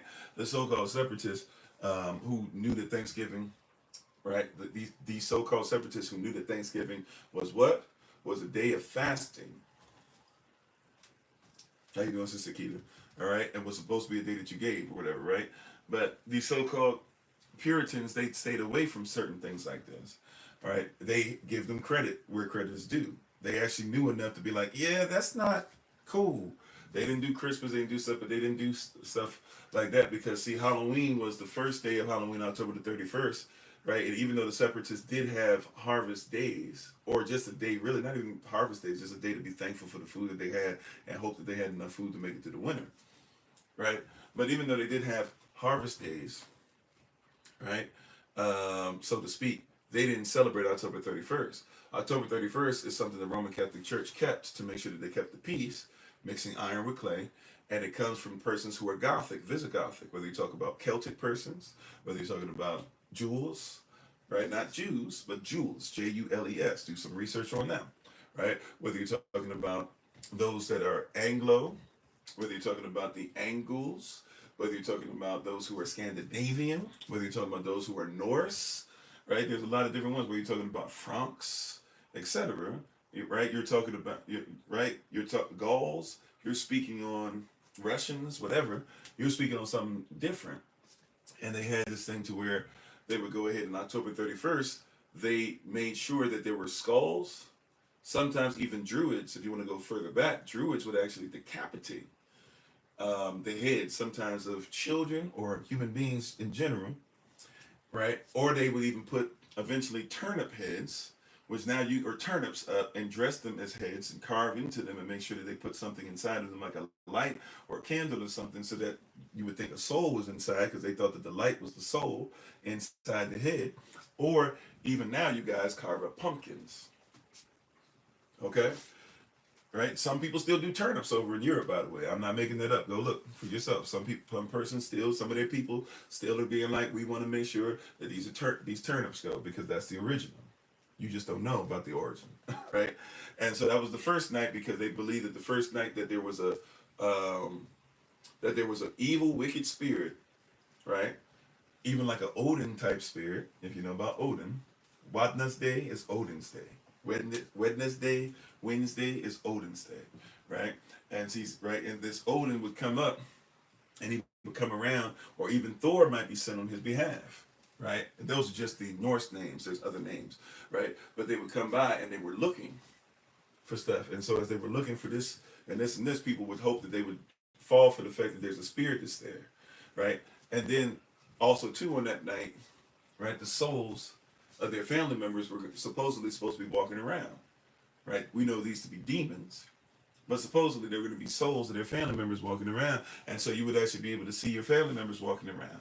Hence the mask. Some persons caught on and started putting on masks because they started saying, "Hey, we don't want our family members to be tripping, or this one's come out," or they would put on masks and pretend to even be the souls of the family members going around, and persons would even send their children out to do this sometimes, and they would knock on persons' doors, right? And they would say something similar to trick or treat.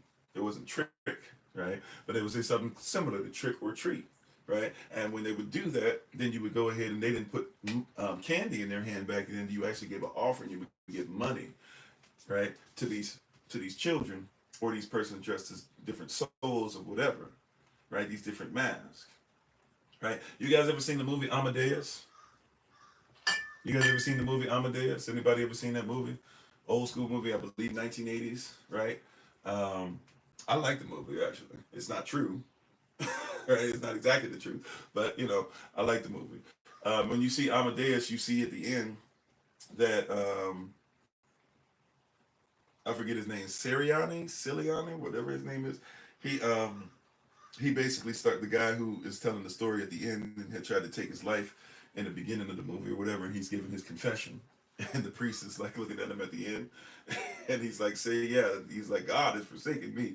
That guy, whatever his name is, Salieri is his name. There it is. Salieri, when he's telling the story, he talks about how he wore a mask and how Mozart freaked out when he saw the mask because he thought that was his father come back for the grave. But that's because they had a belief system. And a lot of persons would walk around with masks on from time to time. And if you saw somebody walking around with a mask, they'd be like, "Ooh, that's the spirit of so and so. That's the spirit of so and so." We don't catch this stuff because we don't know their culture like that, right? We're living slaves to it, but we can't be free from it because we can't say, "Oh, that's how we take that off," right? So you go back further in time when this was even more believed, right? They didn't just do that randomly in the movie. That's a cultural thing. Like you put on a mask, and a person will could actually think you're a spirit.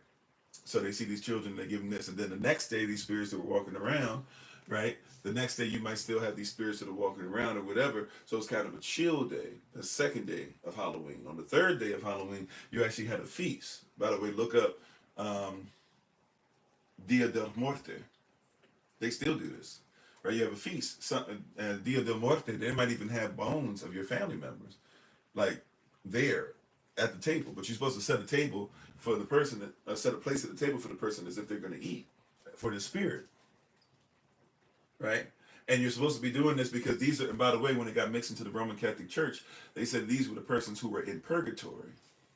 Now, according to the Roman Catholic Church in their canon, now purgatory doesn't exist anymore. But some of you might not know that. Just like they say hell doesn't exist anymore. Some of you might not know that.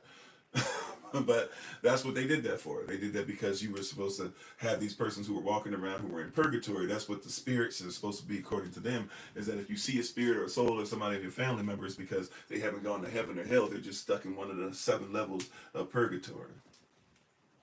Right? So some of the things that they do on Thanksgiving for the meal are attached to some of the things that came from their Halloween stuff, the Hallows Eve meal. A lot of persons don't know that. Yeah. So when you do your Thanksgiving thing, there's a lot of things that are coming. So it is true that there's a lot of pagan, heathen, because remember, pagan doesn't mean heathen per se. Pagans do heathen things, but pagans are an actual group of people. They're a nation of believers, right? So we have to be careful when somebody says pagan. We have to be careful when somebody goes, "Oh, that's pagan, and you're pagan, and you're pagan." Pagan is actually a group of believers. They're the Druids, right? You got to be into what the Druids are into to be pagan. So be careful, right? It's like somebody says, "Oh, you're into Egyptian whatever." Well, Egyptian whatever is different than Kemetic whatever, and both of them are heathen, but they're not necessarily pagan, right? Is different, right? The heathen is somebody who's sinning and stuff like that and falling short, so to speak. But the pagan, the Kemetic theology, the theos, anyway, remember theology is really talking about Zeus. Theos is talking about their deists and their demi-deists, or what you call gods and demigods, even their titans, right? You're dealing with something completely different. You said demonic system, fool, the entire, yeah. It's designed to fool, right? So, but anyway, so you're seeing all this stuff pop up. So there's things. So when you hear somebody say Thanksgiving is a totally, it's a pagan ritual. It comes from this Roman, this and that, blah. There's truth in that, but they didn't just say we're taking. They didn't have anything on November, last Thursday, November in that time frame specifically like for Thanksgiving meals. There's actually some stuff they were doing before, and so some of the Thanksgiving stuff you do today comes from that. All right, I just want to make that very clear. So there might be somebody who's like what you talking about. Okay, so we can see things like this that are there, right? By the way, remember I talked about the cornucopia. So if you know a little bit about Roman mythology or Greek mythology, right? Ology being the study of the myth. So studying the myth. If you know about a little bit about Greco-Roman theology, you obviously know about Zeus, right, or Jupiter. right? Apollos is not Zeus. Apollos is not Zeus, but Zeus is Jupiter, right? And so if you're looking at Zeus, right, what is it that Zeus holds in his hands in quite a bit of stuff, but you don't even recognize it? We know about the lightning bolt, but we don't actually look at, wait a minute. Zeus be having this little thing in his hand. It's like a horn. And inside the horn is always some kind of food, whether it be fruits, right? Or fruit, right? But whether it be fruits or whether it be um, some kind of meat, whether it be live animals, right? Sometimes, whether it be persons, human beings, right? That's very rare, but you'll see some depictions like that. But you always see Zeus, and a lot of times he's holding this cornucopia, the same thing that you have in your hand for Thanksgiving. Why does he have this cornucopia in his hand all the time? So this is how this part goes. There was a, oh, how you doing, Lee? There was a, so this is how this part goes. There was a, I can't remember if it's a ram or a goat. Y'all have to forgive me for this, but there was an animal, right, that has horns. It's probably is either a ram or a goat, more than likely, but I'm not sure. I'm not 100% sure. And they actually take the horn and break it off, and they give it to Zeus. It's a present to a king. Remember, whenever you go before a king or a chieftain or a sakim or et cetera, or a sachem, etc., whenever you go before them, you have to always make sure that you come bearing gifts. So an offering, a sacrifice even, breaks a horn, gives the horn of the animal to Zeus, and tells Zeus, as long as you have this horn, right, food will come out of it and you will never go hungry. You'll never have a chance to, as a deist, or what you guys still call gods. Remember, God is a Visigothic word or a Germanic word or, you know, a Gallic word, etc. It's not even, remember, God in Paleo Hebrew is actually one of the sons of Israel. Right, so he's not there. You shouldn't be worshiping God, but you know you're in other cultures, and Godspeed, good speed, goodbye, God be with you, or good be with you, etc. Right, but they say that this deist, right, the deist Zeus, the deity Zeus, he should never ever have to worry about going hungry or not having food forever, as long as he has this horn. Right, it's supposed to be an eternal horn, right, that was taken and broken off of the lamb. That speaks volumes within itself. Right? Did you catch that? An eternal horn. That as long as you hold on to this horn of the lamb, you'll always be fed. Interesting how a lot of stuff we just don't randomly, we just be thinking it's random, but we forget that persons take from us or take from the scriptures all the time and then manipulate stuff. How you doing, Yaquan? Right? So here we go. Zeus, right? Zeus, praise Yah.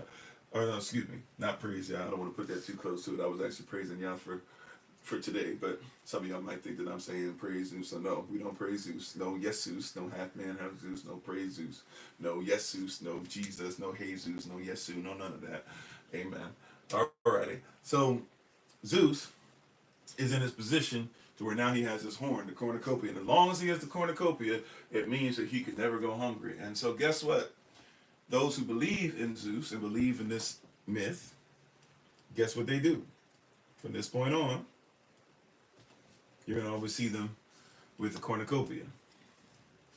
Everywhere they go, they're going to have the cornucopia. Matter of fact, let me stay there just for a second. Every time you see them, they're going to have the cornucopia. So when Thanksgiving, you see a lot of persons with the cornucopia. You think it's just nice. You think it's cool. You think it's a thing that just goes on the table, right? But it's not just a harvest thing. This is a thing to where as long as you have this horn, supposedly, you will have eternal food.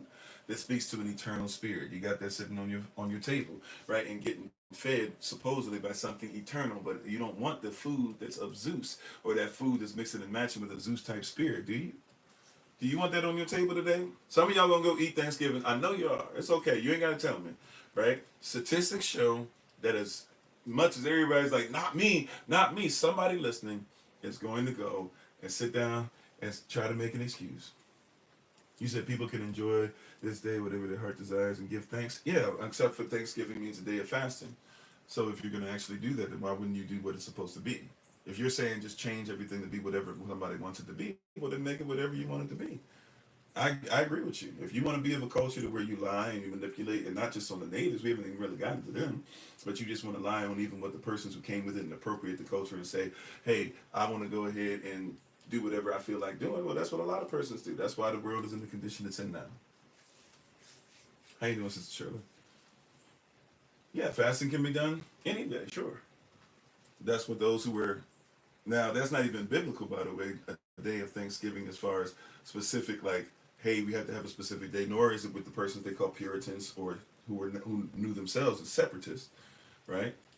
But, yeah, if somebody wants to go ahead and do whatever they want to do, yeah, you have free will. There's a consequence of doing things negative, though. There's negative consequences, right? If you want to play stupid games, you get stupid prizes. If you want to play righteous games, you get righteous prizes. If you play stupid games, you get stupid prizes. If you play lying games, you get lying things. Like I was talking about the lying prizes. I talked about the other day. There was a guy who's very popular on YouTube. I forget his name, to be honest with you, but he's very popular. I watch some of his stuff from time to time. I disagree with almost everything he says, but I watch it because I'm like, you know what? He's somebody who has the Christian nationalism thing going, and he's a brother who has it, so he's into that Balaam doctrine and all this stuff or whatever, right? And he literally says on there, he goes, well, I know that there's persons who will tell you in the Bible that you're not supposed to celebrate Christmas, and I know that there's no biblical evidence or evidence really, period, that Christ would have been born around December and all these different things. But at the same time, even if it's not true, we have an opportunity to use it to our advantage to talk about Christ. I was like, yeah, so you as a Christian are cool with going ahead and lying about Christ and then acting like you shouldn't get a lot of persons who lie about Christ, right? It's, you know what I'm saying? Right? Love has no boundaries. That's not true. Love has no boundaries. Can you show me that? I'm not trying to get on you, right? But I just want to be careful with our words just to see how we'll get something, and we'll just say something. But where is that? Where's the quantitative and qualitative data? Even if you want to go by your empirical standards or whatever that exist out there, like love has no boundaries. When love has no boundaries, it means it's chaos. And somebody's slapping you every day, should you stay in that relationship? If your woman is slapping you upside the head with a frying pan every day, and you have to regain consciousness to go to work, eventually that's not going to work, is it? There needs to be a boundary. Don't do that. Love has no loopholes. If you're talking about Yah's love, because it's lawful, law doesn't law. You shouldn't be looking for loopholes in universal law, right? We just want to do whatever we want. You said, is it true the calendar was changed? There's 13 months right now, right? Israelite calendar has never changed. So there's 13 months in most years. The Israelite calendar is different because it goes by the positioning of the moon. But there's 13 months still, right? Now the calendar was changed as far as the Greco-Roman calendar because the Julian calendar and the Gregorian calendar, Gregorian meaning this what Pope Gregory put in place, Julian meaning this what Julius Caesar put in place. Julius Caesar went down and he almost lost his life in Egypt, right, which is the the Greek version of Kemet, right? Even though Cleopatra is somebody who actually is a woman of color, she was not African, right? She was Greek. So Cleopatra, being Greek, she what is it they were looking for? So Cleopatra being Greek, right? She is somebody who well, anyway, long story short, she knew the cultures. Kemet had their own calendar. Those who were Greek, who became Egyptians, they started taking over the calendar, all those things, all those years, etc. And they had their own calendar, their own standard stuff set up. Julius Caesar was over the Roman calendar. The Roman calendar only had 10 months. It was always off. It would get about 40 to 45 days off at times, right? So somebody would have to change it. Matter of fact, he won some of the battles that he won because he wouldn't update the calendar. So when he didn't update the calendar, especially when they had civil war, some of the Romans were thinking it was time for them to stop fighting because it was this month, but it was actually this month that he would fight. And then later on, a person would be like, how you going to do that to them? He's like, look, man, y'all against me. I'm the one that holds the calendar just because, y'all should listen to me. But I actually fought on the correct day, right? So they were 10 months in their calendar. If you go back 10, right? If you just start with December, right? Today is Shabbat. Yes, ma'am. Yes, ma'am. You remember? You recalled correctly. Yes. Amen. And Shabbat Shalom if you're going off the Israelite calendar, by the way. So if anything, it's our Shabbat today. Shabbat Shalom. Amen. It's their holy day. It's our Shabbat, right? So if you had the day off, that's what I was saying. Positive things happen when we were talking about earlier today. If you got the day off out of this, praise Yah. Treat it like Shabbat. He said cornucopia also considered a monthly's horn. Thank you. And Greek mythology, the horn of the goat of a goat. Thank you, Minister Shante. All right, so she cleared it up for us with the cornucopia. Thank you so much. Because I was like, yeah, I can't remember ram goat. Okay, and thank y'all for the love. So out of that, right, when we're talking about the Julian calendar, which really was the Kemetic calendar, which is why you got 365 days plus 1 day or whatever, and then the Romans with the Gregorian calendar, Pope Gregory finally kind of made it more solid to what you have today. But basically, Julius Caesar, he goes down, they only have 10 months, right? Remember, December, if you just work your way backwards, December, Dec, right? December, that means 10. November, Nov, that means 9. October, Octagon, Oct, that means 8. September, Sept, right? That means 7. Now, when you get to August 6, August is changed because Augustus, right? And he changes that because he actually changed his father or his adopted father's or changed the month before him, which is the 5th month. He changed that to July after Julius, right? Or Julian even. So then you go back though and get on track. So once you get past July, 4, June, right? 3, May, 2, April, 1, March. So there were 10. And then what they did is, to make it work in their culture, they just basically added 2 more deities or 2 more deists, right? There's 2 deists, or there's 2 deities, they call it. January and February, they're named after them, right? And February, the deity, or what people try to call gods. Remember, God is a Gothic term for what they worship, but which really can mean anything can be worshipped, anything can become a god. That's why you have to be careful with those words. But anyways, so the deists, the 2 deities or the 2 deists that they use specifically for January, February, that one had bad luck, so to speak. That's where you get these terms from, luck and stuff like that. They really have to do with when the gods are around and what's happening. So they don't believe in coincidences either. They believe in spirits running around, right? But what you call good luck and bad luck, right? So when these things happen, they didn't like February that much. So what they did is they looked at now that they had 12 months, and they said, okay, because remember, Julius Caesar once again is in charge of the calendar.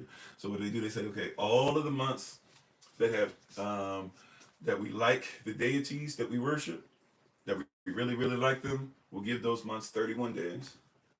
All the months that we really don't like the deities, we'll give those months 30 days. Or I'm sorry, we like them, but they're not as great as the other ones. We'll give them 30. But there's one deity in February, we'll only give them 28. Why? Because even on the years that we have to have an extra day, 29th, right? Even on those years we have to have an extra day, we still do not want them to go ahead and to have as much as 30. We still want to have the bad luck month to only have happen to us every once in a while. You see that? So that's why they do these things, right? How you doing, D? You said, look at what the media's saying about these turkeys. Well, I don't know about the turkeys, but if you're talking about, bad stuff in the food and all those different things or whatever, yeah, we could definitely go into that. I don't know how much time we have for that. I'm giving a lot of information. As y'all can see, we got a lot more to go, right? But long story short, when you see this, right, so when you see the calendar and all the stuff you're talking about with the calendar, you have to realize that in the stuff that's going on with the calendar, they even set that up for worship. The Roman Catholic Church keeps us the same thing. For what? For the purposes of worship. So when we worship, we make sure that as much as is possible, we tell you guys the actual days and all that stuff so you can know for yourself. And we give the calendars out and things like that. At least we give your person the opportunity to get one. Why? Because we want you to make sure that you recognize specifically what's going on during the year, what's going on, what's happening, what is actually Shabbat, why is the stuff there, right? A lot of you might not have known that Halloween was 3 days total. A lot of you might not have ever thought to yourself, why cornucopia, right? Why is it that Zeus holds cornucopia? Why is it that cornucopia is used for Saturnalia or Christmas even? Why is cornucopia used for Halloween? Why does cornucopia show up sometimes for your Easter celebrations, Ishtar? Why is cornucopia show up during Lent or during Lupercalia, where they're literally having sex for 40 days? That was where that came from. Then eventually Rome said, okay, all of us can wild out for one day, Fat Tuesday, Carnival, stuff like that, stuff that they even celebrate in India and in Europe and all over the place. Everybody wild out for one day, but okay, now that you finish, right? Now that you finish wilding, y'all, okay, cool. Now that you finish wilding, attention. Now for the rest of the time, now that everybody's pregnant and everybody been messing with everybody's wife and all this, we'll give everybody a pass. Now you guys for 40 days for the rest of the time, just don't do that. Give up sex. Now you've been told it's give up one thing, right? But that's not what Lent started from. It came from Lupercalia. Now, if you want to go back to the original, yeah, then get the leaven out of your home. We do that for 40 days before we get to Passover. 26 days before the New Year, 40 days before Passover. Right, that's going back to the origin, and even that is not is more even traditional, but that's a great tradition to make sure that, hey, we're removing sin from our home, right? And it's something that helps us to get our minds right together, a fasting of sorts, removing the leaven, and leaven representing sin in that context. All right, okay, amen. Y'all with this? I know I just went on a little tangent there, but that's a great question. All right, so we know what this cornucopia is about. Right? So now here's another one. Why the turkey? And I've heard so many different things. The turkey represents the Native American. They all blah, blah, because they ate Native Americans. Not so. Even though they did eat Native Americans. We'll give you some evidence of that, and we'll give you some places you can look at for stuff like that in a minute. But why the turkey? Why the turkey? Why was that such a big deal? Matter of fact, if you don't know this, they didn't like turkey. But all they had left over was turkey. Right, that's all they could get. Remember, they were busted. They were disgusted. They didn't have stuff, and the only thing they could really get their hands on was turkey. Natives didn't really eat turkey like that, so turkeys didn't look at Native Americans really as a problem. Right, but that wasn't really something that was on our menu, especially if you're dealing with the separatists or the Puritans. Then you're talking about the Wampanoag. The Wampanoag didn't really eat turkey like that. So why the turkey? Well, there's a couple things going on with the turkey. The turkey actually is something, now this is where it gets sinister. The turkey actually is something interesting to look at, because for Native Americans, not only did we really not eat turkey, especially those who were in that area of what you call the United States of America at that time, but also the turkey wasn't a big deal where the buffalo were in that region. The buffalo were in a lot of places, but it wasn't on the east coast of the United States of America, right? But they did do a lot with fish. Matter of fact, we'll get into that with Squanto in a second, how much we use fish, right? But the turkey was something that was a symbol to us, right, of the earth, and a symbol, right? Because let's be honest, a lot of Native Americans, they worship many different so-called gods and spirits, right? Not all of them were worshiping the Most High Yah, right? And the turkey was something that some worship, not the Wampanoag specifically, but some worship, but also was something that really meant a lot to us as far as like the earth. You know how like in India, they don't mess with cows or heifers. By the way, a heifer literally is somebody who is a cow. Sorry, a heifer is a bovine, if you will, that has not had a child or not had an offspring. A cow is a bovine that has had offspring, okay, or cattle. So you have the bull, which is the male, all right. If the heifer, calling a cattle a heifer is like saying Ms., and calling a cattle a cow is like saying Mrs. In essence, if that makes sense. And thank y'all for the love. So, anyways, so basically, you know how in India they don't mess with any kind of cattle, because they actually believe those to not only be representing the earth, they also believe that they're like reincarnations of people, of persons. Well, they kind of look at the turkey in a similar fashion as far as respect, believe it or not. So Native Americans, especially the ones that the Puritans, so-called pilgrims, but once again they call themselves separatists. The Native Americans didn't really mess with turkey, but the only meat that really those who were not Native American could really catch at the time, right? We'll talk about who these separatists are and stuff like that. But the only ones that these Native Americans could truly catch at the time were, or the only meat rather, was really turkey, right? So that's why they did it. I'm not even saying you can't eat turkey. I'm not saying turkey's not healthy, blah, blah. I'm not saying that you shouldn't raise turkeys or farm turkeys, whatever. I'm just telling you at that time period, that's why the pilgrims were there. So that's why turkey was such an integral part of this story, of this myth that you're given, that everybody was just with each other and everybody got along, yada, yada, yada. That's why the turkey is always brought up.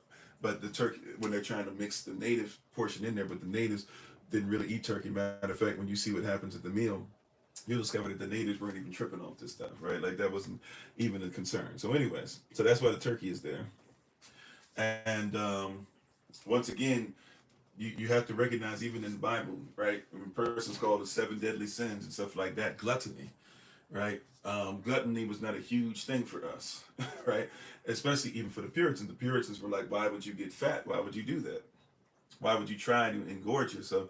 That's not holy. Give credit where credit's due. There's some stuff that they're gonna do in a second that we gotta be like, yo, y'all ain't as holy as what we brought up. Y'all ain't pure. But yo, like let's be honest about it. Like the Puritans, they were like, why would you be gluttonous? Why would you overeat? Why would you become fat? Am I in a church? No, I'm not a Christian. If that's your way of saying hello to, how you doing, Stephen? Um, but and thank you for the compliment about the picture. So when we're speaking on these things, we have to realize and recognize that, like, even gluttony was weird. Even to the separatists or the so-called Puritans, they were like, "This is weird. Like, why would we be eating and stuff like that?" The Bible clearly says we're not supposed to be getting fat, and why would we just eat? Especially if you got to even look at the time frame. If we're coming over to a place and we don't know how the place works, we don't know how to hunt, we don't know how to farm, right? We're literally stealing from places where natives are hiding food, and we're fighting with them now because of it. We're literally, like trying to go into places that persons have died of plague and trying to steal whatever food they had left that could be months old. We're trying our best to literally dig up bodies sometimes and eat off of them.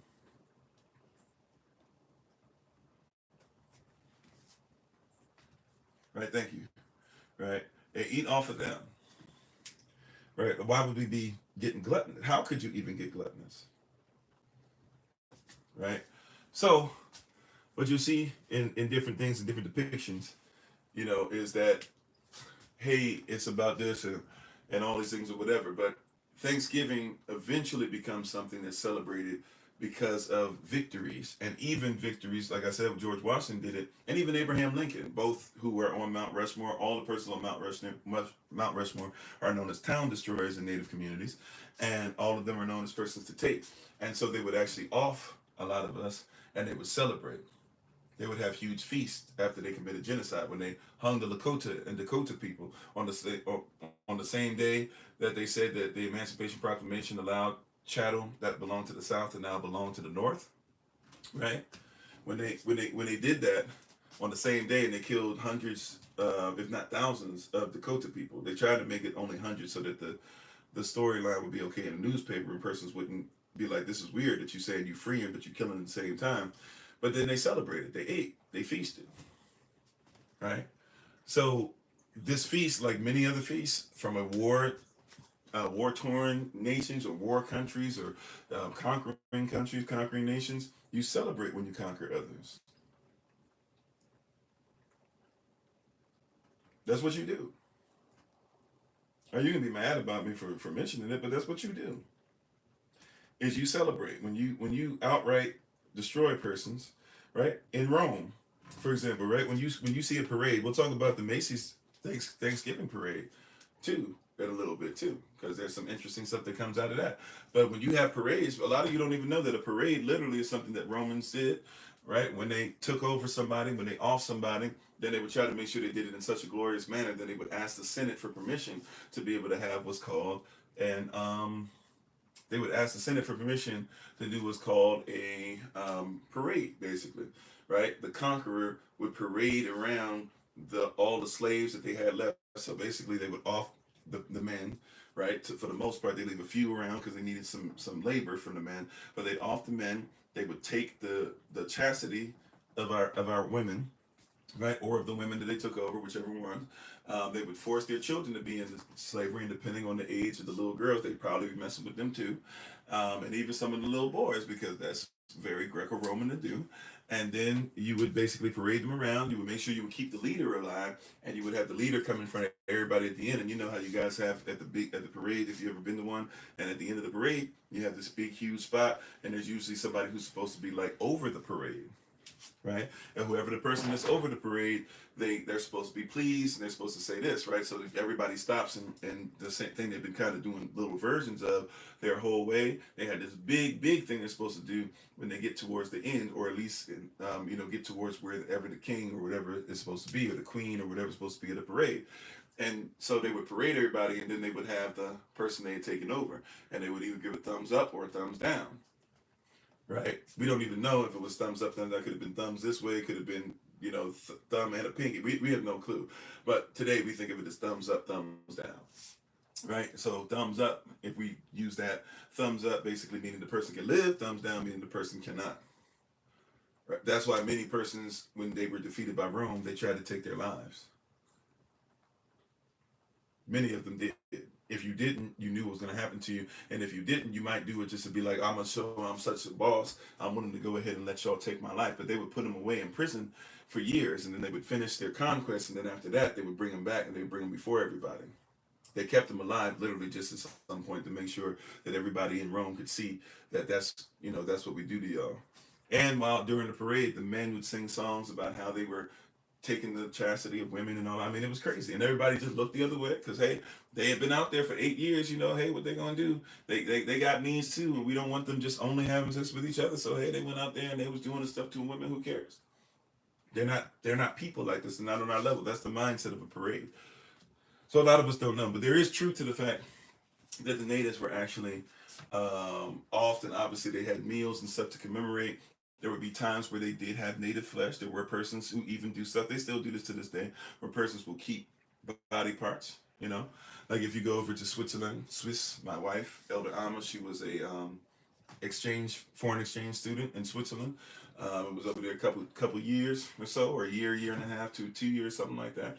And she can tell you, you go over there. We actually found some candy that they're selling at Aldi's now. Aldi's, a lot of persons don't know, European place, Germany. Matter of fact, I think North Germany has a different version of Aldi's than what you have here.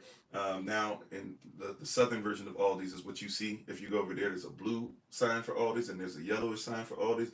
You guys are used to the yellowish sign for Aldi's. Yellow, orange, blue, something like that. But anyways, you see that's actually the southern brother. They started off together, and then when Germany was split up and there was a wall put in between, one brother got one piece, another brother got another, and then even after the wall went down, one brother's had pretty much the north, and then one's had pretty much the south. Now once, and I know it was east-west Germany, I'm saying now it's got to north-south. Now, but when they couldn't decide on how to run things together, they split the stuff up. And the north, and what I'm saying is going to make sense in a second. If you're like, what are you talking about this? I promise you, just roll me for a second. The north, there's another store. What is it called? There's a store that they own that y'all go to as well. Trader Joe's. If you go to Trader Joe's, it's the North Aldi, right? And if you go to Aldi's, that's the South Aldi. It's the same company from Europe. So if you've ever been to Trader Joe's is North brother, right? If you go to Aldi's, that's South brother. Same person. Just like if you get if you get Adidas and Puma. Adidas is the big brother, Puma is the little brother. Both of them are Nazis. Right? Like you're dealing. So if you get Adidas or you get Puma, you're given to the same family and you're given to Nazis. Like that's basically what you're dealing with. Same kind of thing. But I say all that to say this, that it's in Swiss, she used to tell me all the time, and I knew this, there's stuff like you guys have probably heard of Brazilian nuts. They call them, I'm going to just use the word. So forgive me if it's too strong or too much, or my language is too much for you. But I'm going to just go ahead and use the word. They have stuff like in Brazil, they have nuts down there. They call them niggatos. Right? How you doing, Minister Stephen? Right? Literally, niggatos. Right? Because it's not uncommon for them to find Negroes and, take their toes and wear them like trinkets somewhere on their body. Or just to have them in bags and stuff like that. Or even to eat them. Right? They have stuff like they would pull teeth out. Matter of fact, George Washington, who is one of the persons who kind of got you towards Thanksgiving, I'm starting to make it at least a national day of Thanksgiving a few times. here or there. He's somebody who took the slaves' teeth out of the mouths and put them into the dentures and then wore them, right? You'll also find something called nigger heads, right? And when you go to Swiss, she would always tell me about these nigger heads, and I knew there's even places like where was that? We weren't even supposed to be there, but we ended up having a layover, so we had to stay there in Europe. They don't like us over there a lot. Not the Dutch. Oh, I can't. It'll come to me. Whatever. Anyways, um, they speak three languages there: French, German, and I forget what the other one is. Might even be Dutch, French, German, and Dutch. They're the ones. Who is King Leopold? King Leopold. The first, the second was the worst, and then the third is the one that got upset when he had to give the country and stuff. What's his name? Belgium. Thank you. In Belgium, you go over there, they have nigga hands.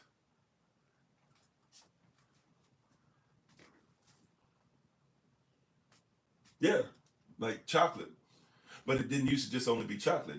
You could actually see nigga hands. But why would you call them nigga hands and make them chocolate and have it be like, ooh, we eat these, and then they still have them to this day. They say, oh no, it's innocent. What's innocent about eating somebody else? Right? But we saw some she had been trying to explain to me in Switzerland, they have something called nigga heads. Now I've never been to Switzerland. She has. She lived there for a little bit, and she still even has. By the way, her host family. She had two different ones, and still connects with both of them. One more than the other, a lot more than the other. But and I met them. They're great. They're great persons, right? And even the father, one of them was a pastor, and he actually had lived in South America and learned a lot there, and actually had been in America, learned a lot about our culture and about our people. And so when he actually had Elder Alma go over there, he treated her a lot different, and the family was actually prepared for her in a lot of different ways and taught her a lot of different things and watched over her, like really watched over her, kept her protected her. I'm thankful that they did. Like, they really watched over, protected her, told her, don't go here, blah, blah, this and that, whatever. Right? Very great persons, very great persons. Right? So I'm not doing this whole everybody is evil thing. I'm just telling you there is a culture of things over there you should be aware of, right? But anyways, so they had that stuff, and so but she kept telling me there's these things over there called nigga heads, and I'm like, what?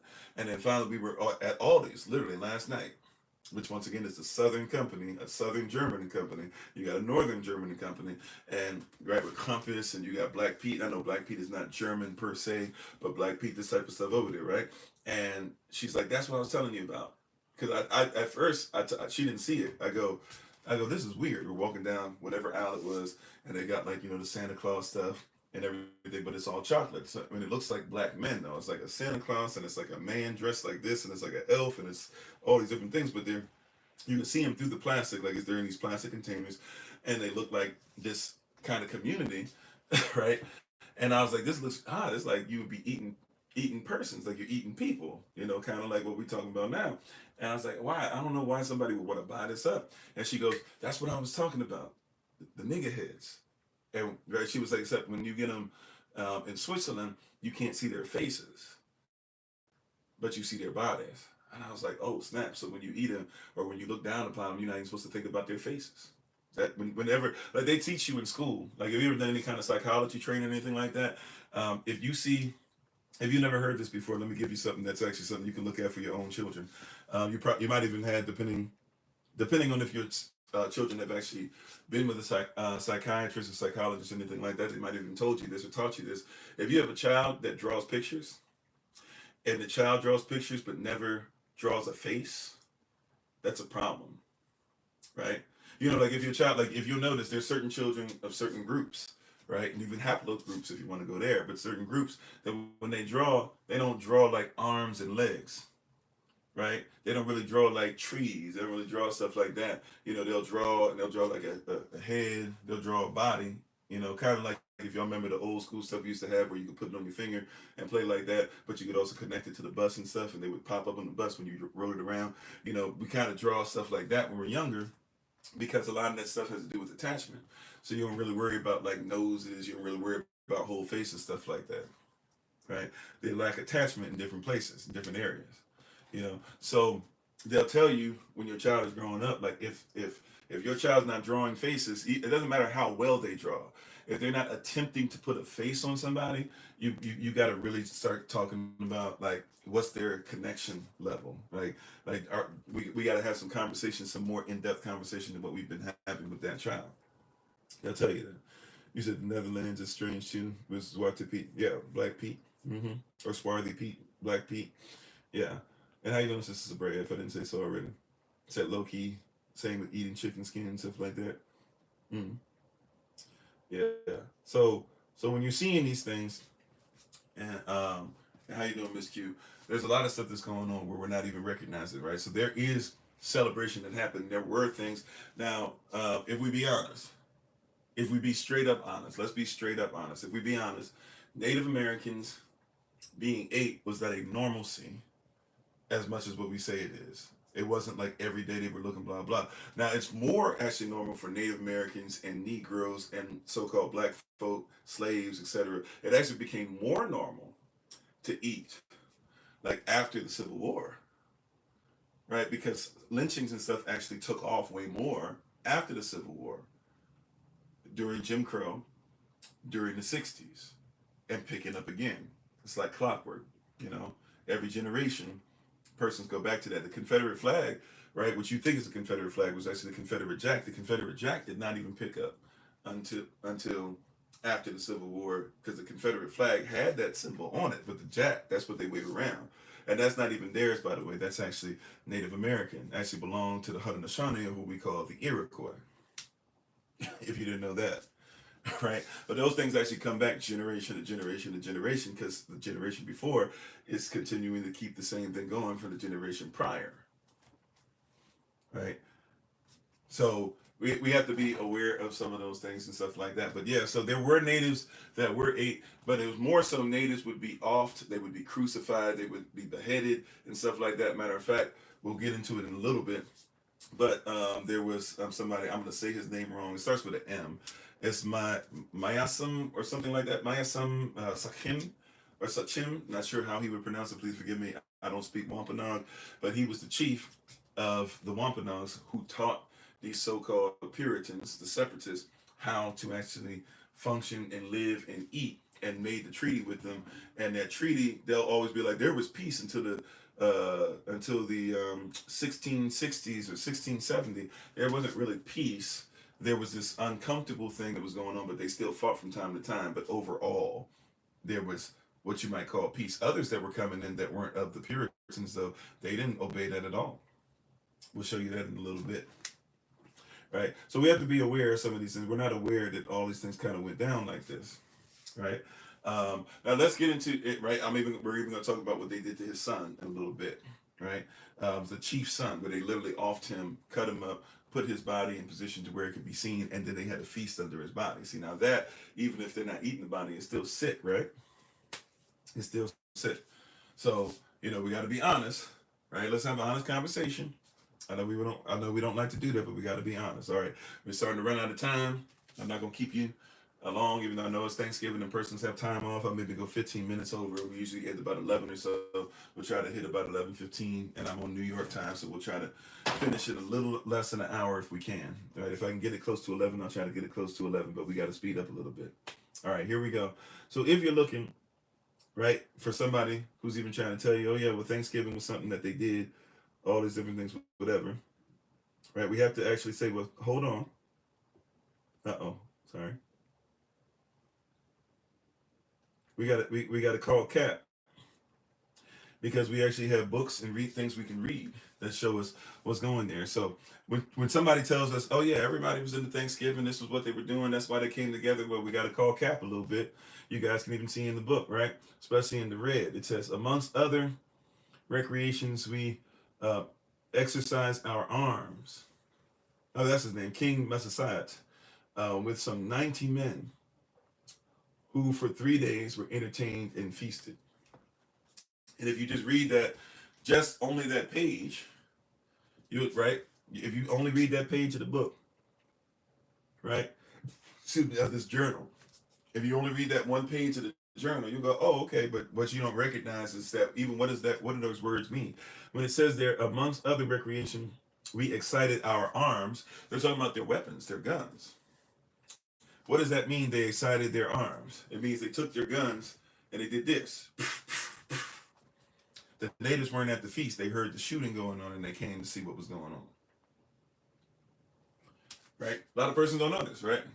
So I want to just show you, once again, I'm even showing you some of these pictures, if you're able to see the pictures, if you're able to go on Patreon and see the pictures later, whatever the case might be. Some of the stuff that's there, I'm putting certain things up there so you can, even if you want to watch the video or if you want to actually go find the book, go down the rabbit hole for yourself. But I want you to see there's little things that are there. Now, why is this important? Why is it important that we see that they're saying that these persons were shooting their guns in the air? Why is it important that we see that it's not just a native that says it, but it's one of them who says it? Why is it important that we catch this, right? Where they go, pow, pow, pow. And we go, oh, right? That's not a new thing. That's not just in Texas or somewhere they go, yeehaw, and they start doing that. That's not that, right? That's been around. That's something that these so-called Puritans did. We'll get into what a pure belief system means, by the way, too, in a second. But they weren't Puritans. Remember, they were separatists. But these separatists were doing that. Now, some persons will say they did this in celebration only, but the reality is they did this because they wanted the natives to know. Remember, they're beefing some with the persons who were teaching them how to live. Just like they were beefing with the persons, the Dutch, who they went to their lands. And they didn't like the fact their children were becoming more Dutch, and their children started saying, well, shoot, we don't need to be like y'all. Y'all are kind of, this is not the truth. Right? The natives are around, and they're helping, and so they're letting the natives know, don't get too close. They wanted to let them know, like, we can do this or whatever. After this happens, this is when the natives show up, right? That's where it says King Massasoit with some 90 men who for 3 days we entertained and feasted. But even that's a lie, right? They'll tell you that King Massasoit or Massasoit, just Sachem, or Sakim, depending on how you want to pronounce it. I'm not, once again, I don't speak Wampanoag, so forgive me. But that's how they're trying to get you and I to believe, oh yeah, they just came by and it was a feast. Matter of fact, it was 3 days and we entertained them. No, first of all, you couldn't feed yourselves. Right? And if we're talking about King Massasoit, right, that we know that their chieftain, he was responsible for making sure that you guys could eat. And then when you got there, they didn't eat the turkey and the stuff that you guys were eating. What did they do to make sure that they ate? They actually went and did what? They actually went and instead of doing all that stuff that you're doing, guess what they did? They went and they hunted and they got venison, they got deer, and they ate that. And they had 90 men. There weren't no women and children. Remember I kept telling you guys, some of y'all probably didn't believe when I was saying it then. I was like, no women showed up to this so-called Thanksgiving dinner. Yeah, it was only 90 men. And guess why it was 90 men? Why do you think it was 90 men? Remember, the guns were shot in the air. So what kind of men showed up? What were their men? What should our men be if we hear gunfire going off? We shouldn't be bringing our sisters to some of this gunfire. I'm not saying our sisters can't fight. I'm not saying that no Native American sisters fought. Hear what I'm saying, right? These men, they heard stuff going off, and because they were warriors, they came to protect. And it was like, what's going on? And then they stayed. See, so a lot of persons don't know this. When it came time for Thanksgiving, these 19 men that show up, according to their journal, right? A journal from one of the persons who lived there. 19 men showed up. They heard gunshots. The chieftain, right? The king said, yo, let's go see what's up, right? With these cats. They were shooting and they were like, yo, okay, y'all on that? Okay, no problem. We came 90 strong. And now that we got 90, right? Because they done dwindled down in numbers. Now that there's 90 of us, we're going to go ahead and we're going to go and hunt for venison. We're going to sit at this table and we're going to ensure that we get the treaty put together.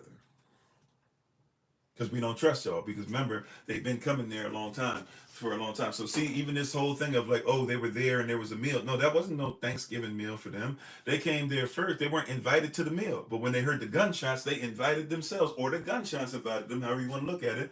And when they showed up, they said, oh, we can't, y'all wildin'. Y'all out here drunk, these Puritans, these blah, blah, y'all out here drunk, and just shooting and saying, yeah, we're going to let them know. Let's sign a petition, or let's sign a treaty, rather. Let's get this in order, right? You want all the smoke, right? You got it. We here. Let's get this together. And for 3 days, they would not leave. For 3 days, they were not going to leave until that treaty was together. Period. Right? On Yah. Right? They wasn't leaving until that treaty was signed. Very important that we catch that. So they tell us this lie about, oh, no. Well, yeah, this and that. No. We heard gunshots. We showed up. It was like, no. Like, because remember, we had Tisquantum, who was who was a chattel slave who spoke English. We had sent him over there. We didn't trust him, so we sent another brother to watch him, and we sent his wife with them. So there were 3 natives. Those were the only natives that were there, not necessarily invited, but they were there because we had told them, if you're going to live here, as long as you live here, we're going to make sure that these 3 live here because we need to know what y'all are up to. And then when we heard these guns and didn't know what y'all were up to, and we know that y'all have used guns in the past, right? And the only reason why we were even trying to get a treaty, some person say, well, if they were so bad, why would you even let the treaty? Well, to be honest with you, remember now, let's not make this a monolith. Not all Native Americans got along. Not all Native Americans worship the same. Not all Native Americans believe themselves to be the same people, which is one of the reasons why we got ate and got caught up. Right? Because as much as you want to talk about this, that, or whatever, Spanish, French, blah, blah, but guess what? Once a year, they still going to have a Geneva Conventions meeting. They're still going to have a meeting on melanin. And guess what? They're going to have stuff like that. And believe it or not, you're not invited. They're going to have a meeting once a year on how do they divide Africa still. And you're not invited. Keep talking about why can't Africa be represented properly at the United Nations? Because you're not invited. The persons who were trying to colonize you and keep you under their authority, under their thumb, right? The same person that will say you can't have nuclear weapons and won't allow you to come to the meetings on what nuclear weapons actually do and won't make those things public for you to watch on television are the same person saying you're not allowed to have nuclear weapons, but we are. Right? We have this weird thing that because we're not invited, we should make sure we come together. When you're not invited, you should come together. But guess what? The Wampanoag, though, so we got to become as one. But the Wampanoag, they were dealing with their own stuff. There was somebody trying to take over them. And so he was like, yo, when they first came over, he was like, yo, y'all separatists and all these persons came with you. Y'all got guns? They're like, yeah, we got guns. Okay. We'll figure this out then because I need my people to survive. Rather than making sure that he wasn't at war with his own people, he went to war with somebody else against his own. Doesn't that sound familiar, by the way? Does that sound familiar in the story of no matter where color persons are from? No matter where color persons are from, doesn't it sound familiar that somebody sent, usually in the name of the Lord? In the name of the Lord, we come by to make sure this and that. And some missionary sent, and the missionary is always sent with an army, right? Or a little, or some kind of group, 500 or so men, and they come through and they tell you Jesus this and Jesus that, and blah, blah. And if you just roll with us, and if you roll with us, we'll be against you. That's what they did to Montezuma. Right? That's what they did to the Aztecs. The Aztecs were fighting others, or who you call the Aztecs, were fighting others around them. And so guess what? Like, matter of fact, Cortez, a lot of y'all don't even know this. Cortez straight up wasn't even, a lot of y'all don't even know this, I bet. Maybe you know this, maybe you've read on your own, but you probably weren't taught this in school. Cortez was like a deserter, or not a deserter. Cortez was, I don't know if we call him that. I guess it was a mutiny. A lot of y'all might not even know that about Cortez. Yeah, Cortez, the conqueror, all this stuff, conquistador, blah blah. He was a criminal, not just because of what he did to us. He was a criminal already. Did y'all know that? You might not have. Cortez was actually a criminal from his country, right? Cortez came over. I can't remember. He came over with somebody named Velasquez, I believe, right? Or Velasquez, right? But I believe he came over with somebody by the name of Velasquez, that he was married into that person's family or whatever. Cortez had actually been over he had came over with Christopher Columbus, or at least was around those who helped Christopher Columbus with Hispaniola, or what you call Haiti and the Dominican Republic now. But Cortez was somebody who came over there, and then he comes over with Velasquez. And he's like, yo, because all this stuff is about, they on their Roman stuff. So all this stuff is about glory. And everybody needs to know I'm the one that did this, and I'm the one that did that, right? I'm the one who came across. I'm the one who did this. I'm the one who downed them. I'm the one who planted the Spanish flag. I'm the one, it's about glory. So he knows that Velasquez is about to come over here, and he's about to get all this glory. He's not cool with this. So he has his own men. And they just basically roll out. They're told, they're given an assignment to do something and come back, and he just keeps on going, right? And that's how he gets to Mexico, or what you now call Mexico first, right? And builds what you guys call Mexico City, right? If you were to actually ask King, forgive me, what is his name? King Felipe, or Felipe, one of the two, right? He is the king of Spain. If you didn't know, Spain has a king. I'd be forgetting this stuff because I don't be paying attention. But if you didn't know, Spain actually does have a king, and King Felipe is the king of Spain. And he was actually asked in 2023, just last year, hey, can you guys make an official apology to the natives that are over here in Mexico City? Mexico City being the place that basically it's the result of you and others coming over here and basically killing off all the natives over here. And so could y'all make an official apology? And Spain basically just said, no, we straight, bro. You can't blame us. This sound familiar? You can't blame us for stuff that we didn't even do, and everybody thought different back then. And so, but yeah, so they support over there in Spain. They support, traitors, just like those who are into the Confederate and all that stuff. They support traitors because they're traitors to the cause. That's what they are, right? I'm a veteran. I'm a veteran, so I know this. When I signed up for United States of America, no matter how I feel about different things going on now, whatever, I'm a veteran. And when I signed up, I said I would support and defend the Constitution of the United States against all enemies, both foreign and domestic. If you're a traitor, I got to come at you. For some reason, not a person support traitors, though. Right, so we'll leave that there. But there's a lot of stuff persons don't know. But anyways, Cortez was a traitor. Anybody who loves to talk about Cortez as a conquistador, he was a traitor. And he knew that he was a traitor, and he knew he would get in trouble the moment he tried any time to go back to Spain or when Spain sent some persons over. But what he hoped was he would be able to conquer everybody fast enough that Spain would look the other way and the Pope would look the other way. That's why he did what he did as fast as what he did. And what he did was he said the only way we can do this, because they only had maybe 100 or so men, 200 at the most. So he was like, the only way we're going to really be able to do this, even if we got guns and stuff, they outnumber us by millions, right? Tens of millions of persons that end up getting lost. How do you do that? He said, we got to get them to fight against each other. And he said, do they fight against each other? And he come to find out, oh, they do fight against each other. Yeah, let's use that. That's what they do everywhere they go. That conquering spirit is about getting you to be against each other. By the way, if you do your research about what happens with Israel. Israel with the Maccabees and the fight that went on, we didn't want Greece to keep trying to be over us. So guess what we did? We went to Rome, asking Rome, hey, the enemy of my enemy is my friend. The enemy of my enemy is my friend. So we went to Rome. We said, hey, y'all are coming up, and we know that y'all are powerful, and Greece is kind of scared to deal with y'all. Can we go ahead and make a pact with y'all? This was after we literally beat the brakes off them, right? In Maccabees, right? When the fourth son of the person who started the revolt against Greece, who was actually, his name was actually Judah, the fourth son, third son, fourth son, I think it was fourth son at the time, right? His name was actually Judah as well, and he became known as Maqab. Maqab means the hammer.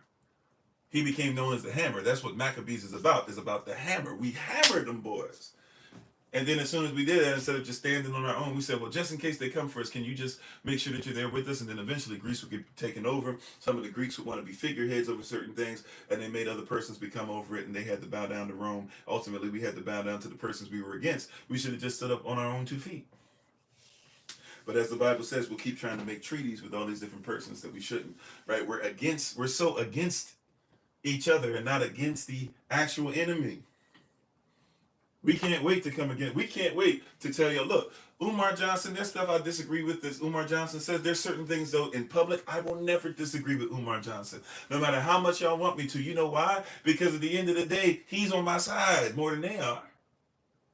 Even if my brother is wayward, he's my brother, though. Like, why would I go... Some of y'all missed that, right? Right? Like, if he's talking about black empowerment, like, yeah, I'm talking about Israelite empowerment, but black empowerment, Israelite empowerment, African empowerment, Moorish empowerment, etc., it's the same side.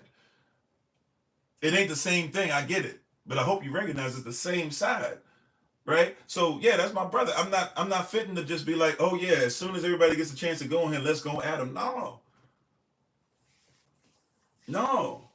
Do I agree? Look, I told you, Miles Monroe is the first person to really get me to comprehend. If you're going to comprehend heaven, you got to comprehend the kingdom of heaven. Does Miles Monroe say some things that are off from time to time? Yes. But will you ever hear me out here making sure that I'm making Unc look bad out here and telling y'all that he's a terrible person, blah, blah. If something come out that he actually did something crazy, I will. But if he disagrees on something as far as what we call theology or whatever from time to time, sure. But if you're waiting for me to tear him up and say he's going to hell and blah, blah, first of all, I have no heaven to hell to put anybody in. But secondly, that's ours. He's ours. He's our treasure.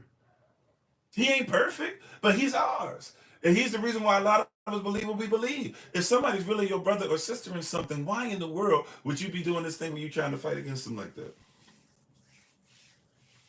That's why I even told cats when it comes to Kamala Harris, the person was waiting for me to be like, yeah, she going to hell and she's the antichrist and blah, blah. I was like, look, I understand what y'all mean. I even comprehend what y'all mean. I don't understand it all the way, but I comprehend what y'all mean, and I will tell the truth about stuff. And I know what you mean when you say she ain't black, and I agree with you as far as she ain't supporting black until all of a sudden she want to run. And I comprehend what you mean as far as she ain't even really as much as like charismatic and blah blah and this and that, whatever you want to say. Even when you say that she seems to be anti-black herself by what she does in her daily life, I'll give y'all some of that. But if I even put out there in public though, if you expect me to do the stuff where I'm going to be anti-black woman, which is some of the stuff that was coming out, I was like, I'm not joining you in that. Because at the end of the day, even if she won't admit, because even if y'all don't like it, even if you want to say her father's not Jamaican enough or black enough, or he's not black at all, or whatever, at the end of the day, if you don't know any better, if you won't notice, the Indians are African, even if they've been taught to be against themselves. Just like there's a lot of Nigerians who are African, even though they've been taught to be against themselves. So either way, she's still one of us, and there's certain things I will not say or do, even if I believe certain things privately, you will never hear me say it publicly. Why? Because she's still one of us, even if she don't admit it, acknowledge it, because to down her means that I got to down all y'all sisters too. So there's certain things, I'll tell the truth, but there's just certain things that don't have their place because we at war. There's certain things you don't do at war. During times of peace, maybe there's certain things you can say about yourself jokingly, but when it becomes a time for war, you don't speak bad about your soldiers. Even if those soldiers are bad, you don't speak bad about the soldiers because they're in your nation. That's why you can tell. See, the person who's racist, they will never speak bad about racists. Oh, they didn't know what they were doing. Yes, they did. You don't think that anybody knows that you're not supposed to force a woman against her will? But they'll say it's just a different time. But you got to go ahead and realize they'll never say that, because as much as they know that's wrong, as much as they would never allow you to do it to their woman, or even somebody can lie and say you did it to their women, and they'll treat a little boy like he's Emmett Till. They'll treat a little boy like it's acceptable to do him like somebody like a racist did against a boy in a hoodie named Trayvon. Right? They know that it's wrong, but it's because they're on their side. Well, guess what? There's certain things I know. Evil is evil, and I'm not into white versus black. I'm just trying, right? Y'all know my heart on this. At least if you don't, prayerfully you'll learn more about what I'm talking about. Learn more of me or study more of me before you kind of come to certain conclusions. But at the end of the day, if you're my brother or sister, then there's something there's something to say for loyalty to you. Malcolm X was asked specific. There's actually recordings of this out. They had to release it in the public. There's recordings of this out where the CIA is literally testing Malcolm X and being like, yo, you know they're coming for you. You know they're gonna take your life. You know this. You know that. Like, just tell us some stuff about. Tell us some secrets, and we promise you we'll off them before they can get to you. And he knows in his mind that they're still the enemy. They were gonna off him anyways. And he said, you know what? You guys could end up taking my life right now. He's like, but at the end of the day, even if I disagree, even if they lie on me, he says, I'm still not going to out them like that. There's something to say about loyalty. Now, not loyalty to evil, but loyalty as far as if that's my brother, and even if I have to become a martyr, or even if it's my time to go so that they might be able to make sure that they have an opportunity to see what's wrong, so be it. Especially if led by Holy Spirit. I'll leave that there because that's for educational purposes only. I don't want somebody saying, hey, be ready, blah, blah, this and that. But you got to realize, like, yo, there's certain things that shouldn't even be said. But your enemy is busy trying to tell you why it's okay that they were doing that to your woman. Why they did that to your mama and your grandmama and your great grandmama. And why you should go ahead and get over it. And while you're a snowflake, you just melt away because you would dare get angry that your grandmama, that you look in the eye, was somebody that they figured it was okay to do whatever because they didn't even consider her to be a human being. But then we start seeing, wait a minute, they did, because in their dictionaries it says that we were the children of the Most High. And their thesaurus, 1834 Roget's thesaurus, they said we are the children of the Most High. That's what their definition of a Negro is. In their, not their definition, that's what their word, they said that's an exchangeable word in their thesaurus for us. If that's a word that can be exchanged in the thesaurus for who we are, then then we know they were looking for Negroes, and we know that Negroes were actually Yehudi or Yehavada or Judah, then it means they were looking for us. So why would I act like, and guess what? That also means even if somebody's not us, but they look like us, if they have a Negroid feature, if they have a one drop of us in their blood, they will still attack them like that. That's why we say, hey, I get it. If you say black empowerment, I'm with you because I comprehend what you mean. Even if you don't know how deep that empowerment goes from the Most High, I recognize that that's for us. I might only be able to take care of my little community part over here and make sure that I, as the head of them, taking care of as him, or I, as the assembler, and making sure our assembly is straight. But I promise you, our assembly is not turning a blind eye to the plight of our people. And so there's certain things when you go to war, you don't say your enemy knows better. You should know better. I'm going to leave that alone. I know we're talking about Thanksgiving. Right? But you got to know some of this stuff. You got to be aware of this. You can't just let this stuff be going on the way they be trying to do this to us. Okay. All right. Let's move on. I promise. I'm sorry. All right. So, right, we have all these different things. We even had these different books and stuff that come up. I'm putting this stuff up for you guys if you want to take screenshots, whatever the case might be. This is for you guys to read. Once again, some of this stuff is on Patreon. Not all of it, but some of it. You can even look on Patreon and make sure that you become a free member if you can't view what's on Patreon. Whatever the case might be, I might try to put some of this on our Facebook group later on today. But you do have access to it, right? Okay. All right. So if you read, and I know it's hard, that's why I say you might need to go on, but I'm just putting stuff up here for you to read, right? I'm just putting up stuff here now to show you, right, that they have all the stuff together. They had food together and stuff like that. That was a normalcy. This wasn't actually, so when they did this, the natives had already prepared them, had already showed them, they were already doing things, they were already living, right? These particular persons, not the first 2-3 groups that came to the United States of America, so to speak. It wasn't called that back then, but they already had their stuff together. So there's going to be persons who are trying to tell you, oh yeah, they were celebrating together, right? As if Native Americans, didn't have themselves together. The natives had themselves together, and even they had themselves together. They weren't tripping. This wasn't a day of, oh wow, we finally got it. Like natives have been teaching them for a little bit. Okay? All right. And we want to make sure, once again, I brought this up. This is something I already talked about. I'm just going to go over this picture real quick if you're able to see the picture. But I spoken earlier to everybody about the fact that if you look, the first actual, besides us, besides Africans, besides Olmecs, besides Olmec-Shi, besides those from West Africa, besides Mansa Musa, besides Israelites, etc., besides Christopher Columbus bringing a Hebrew interpreter so that they could have a conversation in a Hebraic or Ifrit or Alpha or Paleo-Hebrew dialect, right? Besides all that, we know that if you wouldn't even want to go by the European, we could even go to Leif Erikson, for real, who was already in Greenland, and some persons think he went down to Canada, and some persons even think he came all the way down into places like, little past Maine into Connecticut, and some of these places over there, right? But we know at least he got to Greenland. So persons knowing that North America existed or didn't exist, like this whole thing of this is a new world is a lie. We know that by the time we get to Tisquantum or Squanto, he had already been a chattel slave. He had already been taken to Spain and to England. That's why he spoke perfect English the way that he did, right? But if you want to go by the first thing as far as so-called colonists or persons coming in the name of the Roman Catholic crown or even some kind of Protestant crown, etc., whatever it was, the first ones that we deal with Europeans coming as far as in the name of Jesus, right? The first time you deal with that is actually in Florida. If you notice, if you can see the picture, there's actually slaves that they brought with them as well, right? In the bottom right-hand corner of the pic. But the first one that they said was actually in Florida. Matter of fact, the oldest, supposedly, because we know that Native Americans were here earlier, but what the Eurocentric teaching teaches you is that the oldest so-called community or black community or Native community, once again, this is what they teach you. We had obviously been here thousands of years, but the oldest ones that they will tell you about and teach you about where persons lived, or they say is actually in Florida, Pensacola, Florida, where my wife's kin is from, right? Most of her kin is from, right? So they'll actually tell you that these are the persons who, um, they tell you that these are the persons that they actually came from, right?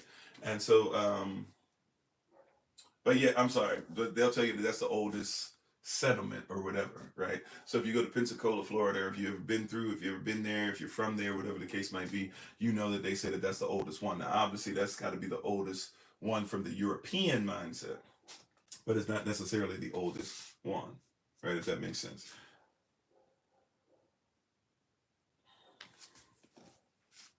Okay, so let's see. So,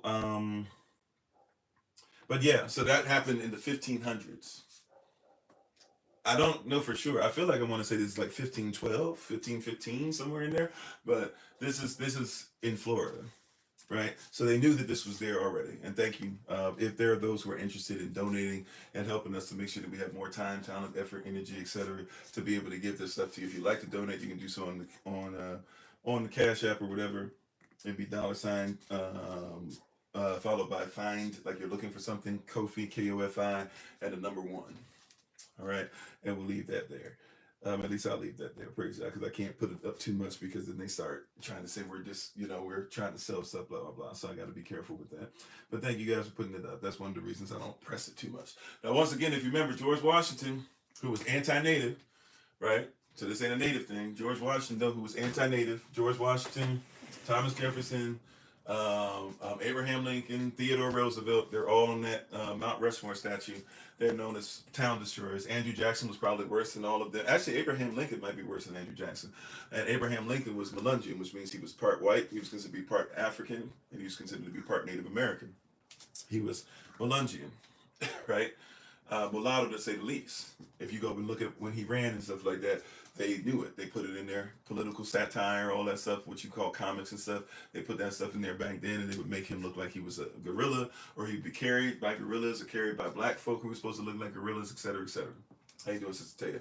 So these are things that were there and that were known about him. He hated himself. He actually was born of a slave. That's where he gets the African slash Negro or African or Negro slash Native American or place from. He got that because his mother was she was mixed, as are many of us, Native and so-called African blood.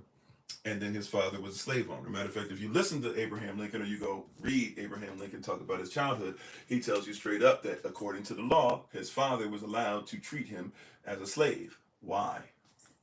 You should ask yourself that. Why? Right? Why would your father be allowed to treat you like a slave by the law? Why was he able to beat you like a slave? Matter of fact, later on, he didn't care about it so much in the beginning, but later on, Abraham Lincoln actually says, you know what? I kind of don't like seeing these persons be treated like slaves because it reminds me of my childhood and how I was treated by my father and the beatings that I took and I had to run away from and I had to change my identity, etc., etc. He says this stuff. Like we just once again teachers don't teach this stuff, but he says it outright. Like, yeah, I saw what was going on, and I really and if you look at what he even speaks in 1858, he doesn't become elected until 1860. Doesn't become president officially until 1861. By the end of 1860, you have the first few states have already seceded, right, from the union. Right, so they're already starting to leave. They're already starting to get ready, or leave, and they tell you the reason is because you have this not just N-word lover. They also say he's an N-word himself, right? And we're gonna leave. We out.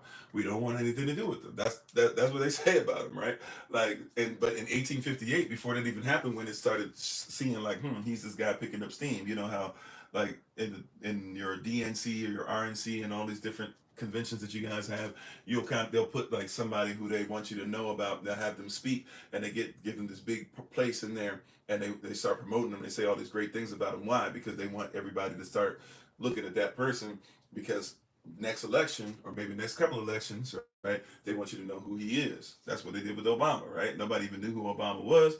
They already knew this is who we want to be there. So what do? They take him, they give him the spot or whatever, and everybody starts saying, he speaks so well. And can you believe they let a black guy speak for us? And blah, blah. He speaks so well. And then he spoke so well that he didn't even have to say anything else. He just said, yes, we can. He never told you what you could and couldn't do. He just said, yes, we can. And you fell for it. How you doing, JoJo? Right? So they put these persons in position. How you doing, Auntie Marion, if I didn't say so already? They already had this stuff up there way, way, way far in advance. May Yahweh protect you as well. Thank you. So they have all this stuff way, way, way in advance, planned out, right? And Abraham Lincoln is planned out. You can see him coming. And so he writes this thing in 1858. He says, yo, I want you guys to know, I don't really care about black folk like that. I promise you. Like, all the stuff you're worried about when I get in, look, man, black folk, they deserve to be way on the bottom. I agree with you. White folks should be at the top. He writes it. Right, so by the time he gets to 1861, he even said, they asked him, they were like, when everything started going down, he says, yo, look, if I had my way, if I could free the slaves and get the Union together, I'd do it. Everybody goes, but then they don't tell you the rest of the quote. He says, but look, if I don't free one slave and I could keep the Union together, I'd do it. Oh. Then he says, if I could free some slaves and keep some slaves, I'd do it. Huh? In other words, what is he supposed to do? He Abraham Lincoln, promised and swore to protect the Constitution of the Union of the United States against all enemies, whether they be the ones that broke off or the ones that are still here. That's what his main gig is. It is not to protect you. It is to make sure that the Union stays in place. Right? So all these persons that you give all this stuff to and adoration to and things like that, they're all town destroyers. Native Americans don't have presidents. They have town destroyers. This is why it's very weird and it's kind of eerie to me that I see so many Native Americans talking about voting and stuff like that. Every single person that's been there for us is a town destroyer. And even if you put one of our natives there, they have to make sure that they protect the town destroyer's way, not protect the town folk. Yeah, Abraham Lincoln's still playing the game. He was put up there on purpose. We don't want to read into it, but this stuff exists. We can study it, right? So now that we got to, so George Washington is the first person who he makes a day of Thanksgiving in December 1776 to be like, yeah, we beat up everybody, including the natives. We don't talk about them, but they got whooped too, right? They got whooped too. So it wasn't just the English. Don't be like, oh, no, they whooped the natives too, and they celebrate at the end of the year. Then he does it once or twice when he's president more. So he does it a few times. And then that's the first time we don't see it come up again as a national day for a little while, right? But remember, I told you there was this woman named Mary. We don't know. I don't remember what her last name is. Her last name is probably out there somewhere. I don't recall it, so please forgive me. I think it's close to Miriam or Marianne or something like that. But I could be wrong. But she's known as Mary, right? And this woman named Mary is probably where you got so-called Mary had a little lamb from, right? Right, but she's also known as Sarah for some reason. So it's a weird thing. She got this book named Sarah Go, so she could be Sarah, she could be Mary. That's like I said, a lot of people don't know, but she's probably the person who wrote Mary Had a Little Lamb, or at least wrote something and then persons put music to it, whatever the case might be. We don't really 100% know. But then she writes this book called Sarah Gives Thanks. Not Thanksgiving, but Sarah Gives Thanks. Now we see here that stuff is starting to pick up. And if you look on here, she's got the pie and all this stuff. This was written right before Abraham Lincoln in 1863 is going to do stuff. So now this is kind of like the leaning point. A lot of persons are kind of having this thing where we should go ahead and we should do Thanksgiving. We should give thanks, but they're not being honest with you guys about like what they were celebrating. George Washington kind of put this stuff in motion. It kind of has been there picking up. And in the midst of all this stuff going on, persons are like, man, we could really use a holiday here to make sure that we come together. Maybe we don't have to fight on that day. Maybe we can even eat with each other on that day from different sides because we're family members. We love each other. It's kind of wild though. So there's Mary, right? Basically writes this thing called Sarah Gives Thanks. It kind of like takes off a little bit too. So now children are looking at it, adults are looking at it, all this different stuff. And finally persons are like, yeah, Abraham Lincoln's like, okay, how can we put this in order? All right, I know what we'll do. We'll do Thanksgiving. We'll say every last November. We'll make it official. And we'll say that now this is a national holiday. And we'll say it's about us coming together. We'll fix the stuff so that natives are given, we'll make them look better. We'll make us look better. It'll work out. And hopefully, when the whole country comes together, it'll help everybody to forget this stuff. That's when Thanksgiving, as you know, it kind of takes over. Now, this is an interesting part as well. We don't talk about this, but what about the Macy's Day Thanksgiving Parade? Right? You see all types of stuff. You'll see Snoopy. You'll see all the stuff. That stuff is designed to get you to buy, right? Now, some person said, well, duh. No, no, no. Hear what I'm saying. It's designed to get you to buy. Black Friday is now heavily involved too, right? Cyber Monday or whatever it's called. I don't even know, Cyber Tuesday, Cyber Monday, whatever. But all this stuff is designed to get you to buy. But this is what actually happened. So once again, persons from other places, when they were coming over from other countries, especially European countries, Thanksgiving meant something different. A day of Thanksgiving was a day that you set aside and you prayed and you fasted and you gave glory to the Most High. And you could do that several times a year. But they had this weird Thanksgiving thing that was happening in the United States, and all these persons were coming from other countries, and they were learning they were white, once they got here. They're like, well, what is this white thing? I don't know, but okay, we're white, and white people come to the store, right? And black people didn't even do it back then. Right now, black people do it because they into Christianity more and more and more, and they're trying to be more American, and they're trying to say, well, we got to leave our African roots, and we're gonna do Thanksgiving the way we do it, and blah blah. But you can't do Thanksgiving the way you do it because it's not even yours, right? But anyways, these so-called white persons would come over from other countries, and they would usually end up working in department stores. Ah, okay, we're going somewhere now.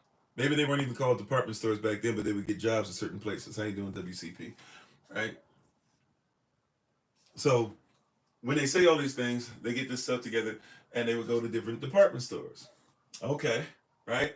And so these foreigners would work there, especially in places like New York. They usually working in department stores. There was a guy famous in New York at the time by the name of R.H. Macy.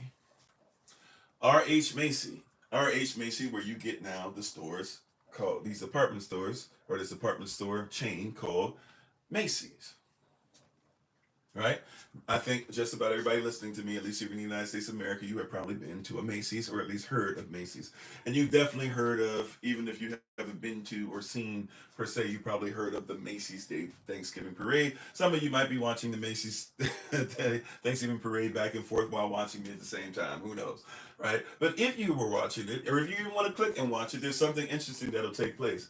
If you're watching it, you'll discover that it's slightly different than what you would see in person. But also, all the television cameras are only focused on the floats, right? And it's the same thing that your children are focused on. Now, I'm saying all that to say this, peak game. So these foreigners that came from other countries, they saw that all these so-called white persons that they supposedly were supposed to be white now kept coming into Macy's and getting all these clothes. And they were like intrigued by it, but they were like, okay, I guess we're supposed to do this stuff.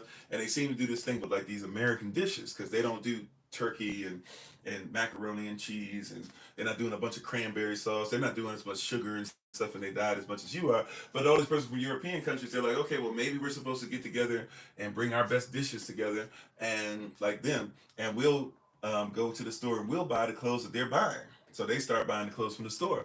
And R.H. Macy is looking at this like, huh, that's interesting. And he sees that they even start doing this thing where they'll take their clothes. A lot of them even do clothes from their own culture, but whatever the best clothes that they feel like they have. And they would go around the block where the Macy's was, and they would walk around and parade around in their clothes. And right, very romantic thing to do, parade, right? And he's looking, he goes, huh. He's like, well, how can we monetize this? I know. Next thing you know, you have a Macy's Thanksgiving parade.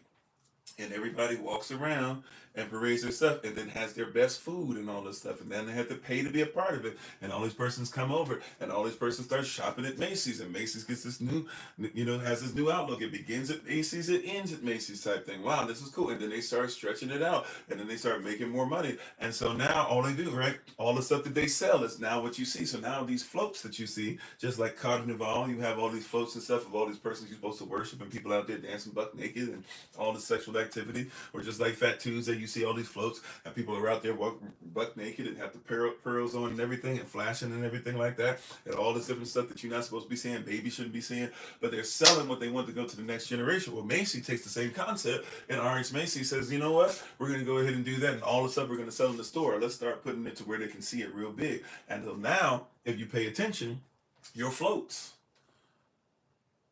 Back in the day, remember? Oh, it's Snoopy. Oh, look at that, mommy, Charlie Brown. Parents aren't even thinking about it. They're just like, oh, yeah, that's cool. Nobody's thinking like, yeah, your child is being indoctrinated. Your child's going to eventually say, Mommy, and we're past 11 o'clock, by the way, if you need to take your leave today. Like I said, I'm going to stress this a little longer today because of how much information I'm trying to speed up at the end. We ain't got too much left. I'm going to try to get as much as I can. I got a rack of stuff for y'all today. I'm not sure if I'm going to get through all of it. Probably not. But I'm just trying to give you a bunch of stuff, at least to get you down some rabbit holes, right? So all of a sudden, Mommy, look at Snoopy, right? And then you would go in Macy's, there's a Snoopy somewhere to buy. Oh, Dad, look. There's He-Man, right? Go inside, there's a He-Man somewhere, right? Oh, look, that's Statue of Liberty, Statues of Liberty figurine somewhere. Right, and then persons begin to pay the Macy's Day Thanksgiving Parade. Hey, can we have this float in there? Can you put this up for us? If you put it up for us, then people might buy our product. So now it's become something where persons around the world are asking for different things to be put in, and sometimes you don't even know, but your child or somebody else will be like, "Oh, that's blah blah." You'll be like, "Oh, I didn't even know what that was." It's commercial advertisement. It's the Super Bowl. It's the Super Bowl, right? Basically, like they're coming together worldwide. Persons that don't even watch football for some reason want to sit around and act like they're interested in something that they care less about, and eat and be gluttonous and all this stuff or whatever, and listen to people act a fool and yell. Oh, did you see who scored a touchdown? Right? It's the same spirit. So that's how your Macy's Day Parade got there. And by the way, if you don't believe me, not only do obviously we could look at the cyber, whatever, Cyber Monday, Cyber Tuesday, Cyber Sunday. I don't even know what it is. But then also the Black Friday thing. But watch this. Who is the last? Let's see, right? Because some of us so disconnected from this, we might not even care to know anymore. But does anybody know who is always the last person that's at the end of the Macy's Thanksgiving Day Parade? The last float or the last person that you will always see no matter what is going to be who? I'm just trying to show you. I told you how Halloween and all these things go together. These three holidays go together. Santa, come on. Santa Claus is always the last one. Why? Because we're getting you ready. So the last thing your child sees, Santa, he's coming. And you start going through the list. And they had just given you all these toys and all these different things for children. And that's all they saw this whole time. And then they left them with Santa at the end so that they could say, oh, Santa needs to give me this. And even if they don't believe in Santa, they still saying, I need this, because Santa represents Christmas. Or Coca-Cola, if you know that part of it, right? So it's right there in front of our face. All right, I'm going to try to speed up. All right, this is up to just review at this point. So remember, the person that came over, right, there were saints and strangers. Really, we don't want to call them this. They were actually all criminals. Right? The United States of America, what you call the United States of America, what you call the Pilgrims, what you call the Puritans, they were once again called separatists. The separatists thought that they were saints. All right? They would have discussed themselves as saints and separatists. They would have never said they were Puritans. They would have never said they were Pilgrims. We would have never called them that. Even the persons that were there in England wouldn't have called them that because they were enemies against the crown. These were all criminals. But these criminals were willing to try and do something that King James, yes, the same King James of the Bible, even though the King James Bible would not be allowed to be used until the 1700s. At the time, they actually used the Geneva Bible. Nevertheless, the same King James that we know of, who gets us to this place to where a Bible was written in his name, King James, right, 1611 King James Version, right, that same King James is the one that they were against him, and they were enemies of the crown. It was a penal colony, that's right. Same thing as Australia, right? This one just nobody was there, and they were like, so they actually sent them over there because somebody actually wanted to live there. Nobody had the ability to take care of themselves, right? So everybody, so King James was like, oh, somebody actually wants to go over there. Somebody actually wants to build. Somebody's like, and if they find gold or whatever, it's gonna be mine. Okay, cool, right? But he didn't like them. Now we'll get into that. I already talked about that some, but we'll get into that a little bit. But anyway, so you had these persons that they tried to call themselves saints, right? These persons who tried to say that they were saints. And I got a bunch of pictures because I messed up here, so forgive me. I got to find the exact one. Okay, I think that's it. I think I got it. I'm not even sure. Is that it? Okay, yeah, I think that's it. Well, anyways, I'll make it plain if you can't really see. So you have saints on one side. They were the ones who you call your Puritans, whatever. And they had actually gone against the king. Right, but the king was allowing them to go ahead and go that way, right? And then you have these persons who actually, so you had the separatists, and then you had these people that they might even call strangers, right? The strangers were the persons who were against all this stuff was going on. Now, also too, something that we're not really told about that often in these saints and these strangers is that you actually had the strangers were were not just foreigners only, but the strangers were persons who were so you had the saints, you had the strangers. So these are basically criminals and stuff that they just like get these people out of here or whatever. Some of them might have actually been persons trying to get stuff, which is why they did a lot of criminal behavior when they got to the land, because these are all criminals. Also, too, though, you would have also had indentured servants. I think there were about 18 of them, and these 18 indentured servants were told that they could go ahead and have a free ride, that they would be able to get land after the fact, but they would have to have 7 years of indentured service. No. Yes, for 7 years, right? Very biblical, Puritan, if you will, right? But they tried to make them slaves, basically. They said for 7 years, you're not going to have any say-so on anything. You won't be able to own anything. You won't be able to, pay for anything. Everything will come through us. Anything that you do, you'll have to give to us. You'll basically be our slaves for 7 years. That's what they meant by indentured servant. And then once you finish being a slave, then that's when you'll be able to be free, right? Using a biblical principle, but obviously wilding out with it, right? And then after that, you did have, I think, about 5 persons that were actually hired, to be able to get stuff done, so they could actually work stuff out, et cetera, et cetera. And this is not the same person, by the way. You have to be very careful. Remember, I told you Jamestown had already existed, so this is not the same persons. We'll actually get into this in a little bit if I can get there, but let me just make mention just in case I don't have enough time, because we're already at 11:07. Time is flying. But this is not the same persons who would have been involved with, not Sacagawea, but Pocahontas, right? Or I forget what was her name become, Catherine or something like that, some interesting name. But Pocahontas. By the way, if you guys didn't know, Pocahontas was so sexualized, right? She was captured, right, and forced, and her father and them had to bow down, right? But Pocahontas was so sexualized that at like 12 years old, we know she was like married and stuff at 13, but they were passing around doing so much stuff, wild stuff with her. At 12 years old, do you know that they had Pocahontas doing cartwheels naked when people would show up? I told you, we're going to go to some rough places. You know what? We're just going to take our time. I'm trying to rush it to 11:15. Holy Spirit said we take our time. 11:30 will be the latest that I go, but we got to take our time. I mean, we're not going to hit everything, but I got to take, because I'm just saying random stuff, right? I'm just trying to show you that was before the so-called Puritans. And by the way, they say persons will tell you that if anything can be agreed on about Pocahontas, it's probably that more so than anything else, because there are so many different Europeans that came over that said that they were shocked, like as to seeing this 12-year-old girl going around butt naked doing cartwheels, just to be something that they could look at and laugh at and feel merry about as men who were coming over, married men. Sometimes coming over with their wives, or their wives being sent later. But either way, this is what they did for entertainment. They actually have this written in many different journals. So this is actually something that's agreed upon way more than anything else we can say about Pocahontas. A lot of persons are like, yeah, if you can't agree with anything else, you can agree on that, because a lot of them straight up said that that's what she was there to do.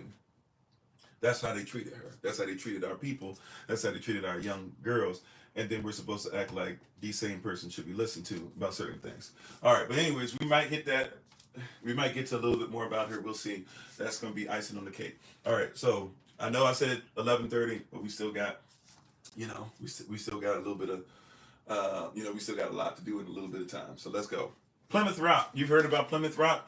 We ain't land on Plymouth Rock. Plymouth Rock landed on us.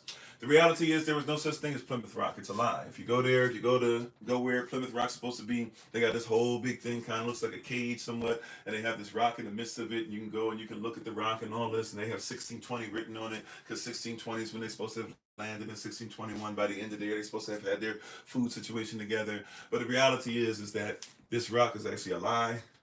Nobody stepped on a rock. Matter of fact, this whole story of a rock actually doesn't even come up until somebody's grandfather, on his dying day, basically being carried around, points to the rock. Or no, somebody else says that their grandfather or someone who has just passed away said that when they came on a rock, and their grandfather hadn't even been alive when they came to Plymouth Rock, right? So nobody actually knows anything about this rock until somebody starts doing it. So number one, Plymouth Rock is a lie. When they say we ain't land on Plymouth Rock, Plymouth Rock landed on us, literally, this rock, this lie, landed on you. It doesn't exist. The Pilgrims, how they dressed. The Pilgrims, how they dressed. They did not dress like the Amish. The Amish dressed like the Amish, and even the Amish, believe it or not, are allowed, right, to wear different color clothing. Even if they were dressed in all black around you, they will actually wear different color clothing in their own homes, right? But when they go in public, depending on which Amish branch you are part of, some Amish though are allowed to wear different color clothes all they want, no problem, right? Others will not, but the pilgrims, so to speak, these separatists, they did allow for persons to wear different colors, but they all on Sunday would wear black. Also, too, the whole thing as far as a belt buckle, that's a lie. There's never any such thing as a belt buckle on the top of their hat, right? That's just a little thing for a side. That's not really a big deal, but it is what it is, just to let you know. All right, for you fashion novas and fashionistas out there. Alrighty. Okay. As far as all the stuff and things like that, and harvest and all this stuff, once again, harvest day, we talked about this already, so I'm not really gonna go deep into this. But long story short, when it comes to your harvest day is something that they harvested food, but they didn't even know how to grow their own food. They had to be taught how to grow food. They were not aware how to grow food. Matter of fact, they weren't able to even grow stuff like corn. Matter of fact, the Native Americans thought that the soil was poor for corn. That's why they came up with the idea of the three sisters. I don't have time to go deep into the three sisters, but look up the three sisters as far as planting, as far as farming, and you'll discover what it is about the three sisters, that you have stuff that helps the soil, helps to make sure the corn can stand up, helps to make sure that certain things can even grow around the corn, and you also would put it inside of actual, you would fish, and you would take a fish that was dead, right? Once you had gone ahead and fished it out, you would take it and you would take the dead body of a fish and you would actually plant the stuff in and around the fish so that the actual nutrients of the fish as it died would actually feed the soil as well, so that you could have all these different things coming together, right? So it wasn't just as simple as just this and that, right? So they had to teach the Native Americans that, or I'm sorry, Native Americans had to teach them that, right? They didn't know how to fish. They didn't know how to hunt, right? That's why they ate turkey. Remember, we talked about that already. Alrighty. So when we deal with all these different things or whatever, there's also stuff like, for example, the Puritans, give credit where credit's due now. They actually didn't celebrate Christmas. Remember, even something called the 12 Days of Christmas. We actually have something on our YouTube channel that we try to post different things like every day before. We had this thing called the 12 Myths of Christmas, one of which is a cartoon that we have specifically designed for the children. We have a few things that are designed in that series just for the children. We have something called the 12 Myths of Christmas. So if you look up hashtag find Kofi 12 Myths of Christmas, you'll probably come across it pretty easily. The cartoon, the audio quality is not the best, especially if you find the versions that we've posted on TikTok before, but it still is, very, very great. It has music and stuff that goes to it. It's pretty nice. I think that the children will actually enjoy it. I would say you probably can't listen to it with your headphones because I was around a place where there were airplanes flying, so it's kind of a little distracting. But if you just watch it on the television and watch it on your device, I think that you'll find it very interesting and very well done for the resources we had at the time, which was $0.00. Thank you, Brother Alex, for helping me with that. But yeah, so anyway, so we have different things that we have, like that to talk about these things. But once again, they didn't celebrate Christmas. The 12 days of Christmas were actually always something that was looked down upon. Persons were actually doing this Saturnalia thing to where you're supposed to switch places. So there's stories in Europe of pastors who would become prostitutes and prostitutes who would become pastors for the 12 days. Right? If you look at even the story of Scrooge, the reason why Scrooge is so scary, people just go, oh, Scrooge was scary. But if you think about it, there's this old dude that lives by himself. Like, why y'all worried about him? Whatever, right? Like, let him be, let his business fail. But Scrooge was supposed to be so scary, right, that he wouldn't switch places. It's not just that he wouldn't take care of the poor. He was supposed to switch places with somebody, right? So Tiny Tim and them should have been up in the crib. And so when they're asking, can you just help Tiny Tim? And he's like, man, F Tiny Tim, basically. When he's saying stuff like that, he's getting to a place to where you're having conversation. How you doing, Ebony? To where like persons would have been afraid. They used to sing Christmas carols. What do you think of as Christmas carols? There would be dudes that would walk around. They would be singing these songs, and they basically be singing songs about, yo, if you don't switch places with us, we gonna come in there. We gonna beat your tail, right? So that rich folk knew, okay, and this goes back even to Greece, to Rome. This was something that was done on a regular basis where persons were supposed to switch places. And even if the rulers of Rome wouldn't necessarily become servants, they would at least let their servants sit at the table, and they might, let somebody else sit at the head, or they might go back in the kitchen and not do anything. But hey, it looks like I'm switching places, whatever, right? So that was supposed to be, that's something that's very Greco-Roman. But the Puritans, right? Credit given, they actually outlawed Christmas at first, right? Those who came with them, who were not the saints, right? But the strangers didn't like that at all, right? Here's another myth that you're given. We talked about this already, but just kind of to solidify it in your head. We're taught that basically the Puritans, these separatists that came over to the United States of America because they were looking to get rid of the fact that they couldn't freely worship, right? That's what you're told. They couldn't worship the way that they wanted to. Well, kind of, sort of. They couldn't worship in England, right? Right, but the king of England actually was like, well, we don't have, because remember, they didn't have prison system like that. They didn't have prisons. So they were running out of space. They really didn't even have a way of taking the lives of everybody, even if they wanted to say off with everybody's head. You get backed up. How many persons can you take their life? How many persons can you throw in prison? Whatever. So he actually said, well, you guys can go over to where the Dutch are. You guys can just go live over there. They asked him permission. He granted it. They left. He didn't like them. He actually considered them to be enemies of the state. So they went over there. Problem was, when they got over there, they started getting, into everybody else's culture and stuff, and they didn't like the fact that their children were being taught to be Dutch, and some of their children were leaving the faith. So they went back and they asked permission to come over. They actually had to get a charter. They had to get permission. They had to get paperwork from the king to be able to go over, because they were going to use his ships, and they were going to use, they were going to go over to something that supposedly was his. Now, they had gone over, and persons had put flags over there and said, this is ours, but nobody was living over there except Native Americans, at least the ones who hadn't started dying already of disease. So they were supposed to actually go to the bottom, which a lower section was supposed to be owned by the Virginia Company. Once again, nobody was over there. Just supposedly somebody came, planted the flag, boom, right? So the Virginia Company was supposed to, on behalf of the king, right, have ownership over this area that was on the bottom, right? And once again, remember, nobody really was surviving over there. Nobody wanted to go over there, right? It's really more of a penal colony, if anything. So now they were supposed to go to Virginia, but they messed up. They went too far north. So they never actually had permission to even land where they landed. A lot of persons don't know that. Literally, they actually didn't have permission to land where they landed. So many of you might not know that even by paperwork, even by permission, they were actually out of order. They were never given permission, just like Cortez never actually had permission to be where he was. He was against the law. Right? A lot of persons don't know that. You got to get a charter. You got to get permission. So these persons went way too high up.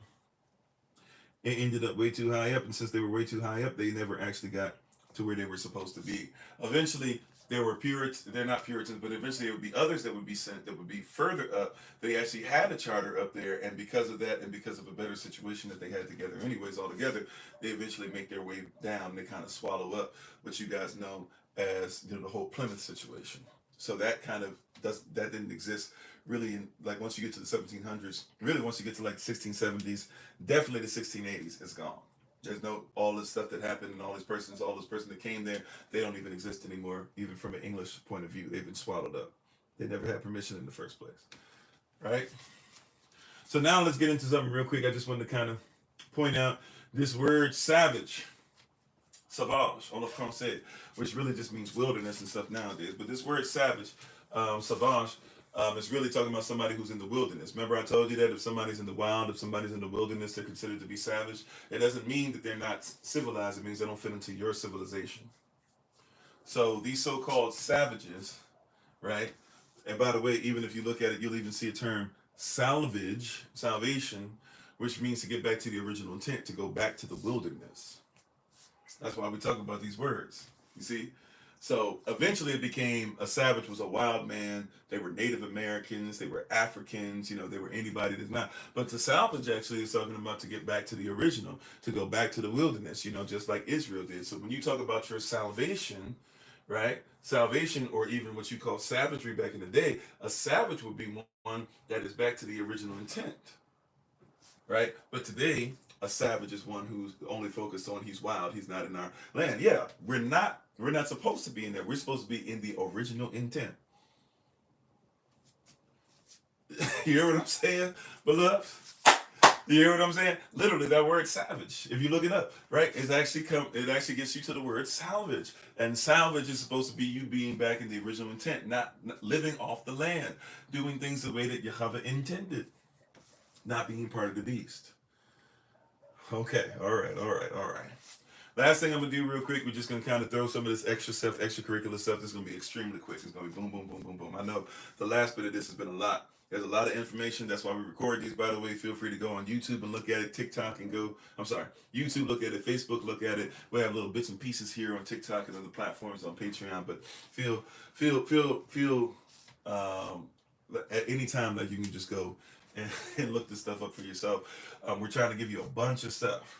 Right, but I wanted to bring up what you call the Anglican Church. It's really the Protestant church, because this is a big part of things too. I mentioned this stuff, but we're just gonna go ahead and go through it so that when you hear me say it from now on, you can. Once again, we have notes on a lot of this stuff already on Patreon, and I'll try to put a bunch of them on our Facebook group as well. And we put it on Patreon, so even if you just become a free member, you should be able to see this stuff. I wanted everybody to be able to see this as best they can. All right, okay. So we're finishing up. I told you today I got a lot of information in a little bit of time. So prayerfully, it's been a blessing. Prayerfully, it hasn't made somebody's head explode too much to where you couldn't keep up. If it did, feel free. I know I'm really busting your head upside the head. Look at this and look at this and look at this. I hope I'm saying it in the way where it's resonating. Okay. All right. So I wanted to once again, there's some of these pictures that are up as well. I have them off of YouTube channels and stuff. You can see where to go for most of these, so you can see what I watched and stuff, and you can put this stuff together and bounce stuff, compare, etc., etc. Do some research, ask some questions, whatever the case might be. All right. Okay. How you doing, Brother Raj? All right. So watch this. So you have the Anglican Church, which is really the Protestant church, right? At one point, it was the Pope was the head of it, right? That was the Roman Catholic Church. King Henry was in it. King Henry VIII. He didn't like the fact that he couldn't marry. He wanted to marry. He starts like offing some of his wives, and he also gets to a place to where, he changes up what the game is. So now all of a sudden he makes the Protestant church. Now there was a Protestant movement already, but he decides to take the Protestant church. He decides to go ahead and make the language of the poor, the English language, be more important than French, more important than Latin, more important than Greek. Therefore, throwing up a middle finger at the Roman Catholic Church, makes himself the head. He makes himself the Pope. His son, the youngest of his three children, actually, his son will become the next Pope of Protestantism. His daughter, then Bloody Mary, will actually become the first queen of England, but then she tries to get them back to Roman Catholicism. Persons don't like it. Then she ends up giving the power over, since she can't have a child, and since the younger boy didn't have a child because he passed away as a child, then I think it's Queen Victoria. I believe she becomes the next queen, and as she becomes the next queen, she has no children as well. So basically, the lineage of the Tudors upon the throne ends with them, right?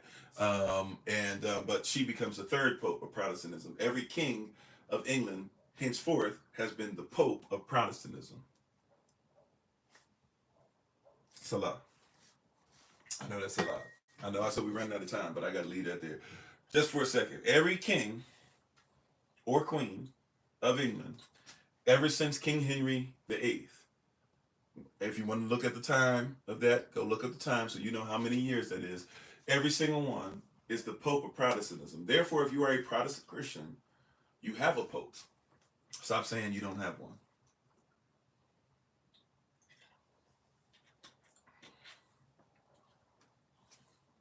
It might be Victoria. I don't remember. Right, whoever that one is, the fourth of the Tudors, the third Tudor, or the second Tudor child, the third Tudor child to be king as far as King Henry VIII's children. Whoever that is, right? You had his son. You had him. You had his son. You had Bloody Mary or Mary, and then you had whoever that is, Victoria. I'm not sure. Whatever her name is, right? She was the fourth one, right? Every single king. That's why if you look up what King Charles said to you guys when he made his speech, go read his speech and start thinking about the Church of England. And he said basically the Church of England is in charge of everything. He says the Church of England is under me. What is he saying? He's saying I'm the Pope. That's That's what it's been. So if you are a Protestant Christian, you report to the Pope. Say whatever you want. That's what it is. But I just wanted to put that there, right? Because I need you to know the mindset of what's going on with these persons. So remember, I mentioned Calvinists and stuff earlier. We really got time to go through all this. But you can see on here Calvinists and other persons who don't believe, including the separatists. Remember, separatists are who you call Puritans. So Calvinists felt like, wait a minute, this Protestant thing is off the chain, right? So the Puritans and others, or the separatists and others, were like, yo, Calvinists, y'all aren't going far enough, right? That's the mindset. You got to know what's going on. So they're separating from that. So there is some stuff, obviously, with religious belief going on. And this is where you get even to stuff that you'll get to called predestination. Now, some of the reasons, not the only reason, however, let's have honest dialogue once again, beloved. Some of the reason why persons believe in stuff like you can have a doctrine of discovery, meaning that if you discover land and somebody who's a human being, but they don't look like you and believe what you believe, and they're not a male, therefore you can say that you discovered what they already apparently live on, right? Is because that you have stuff like this doctrine of predestination. So you think that the predestined, that's why I tell you, be careful about that word predestination. Every time in your Bible, even in Greek, every time in your Bible the word predestination shows up, it actually means to be forecasted.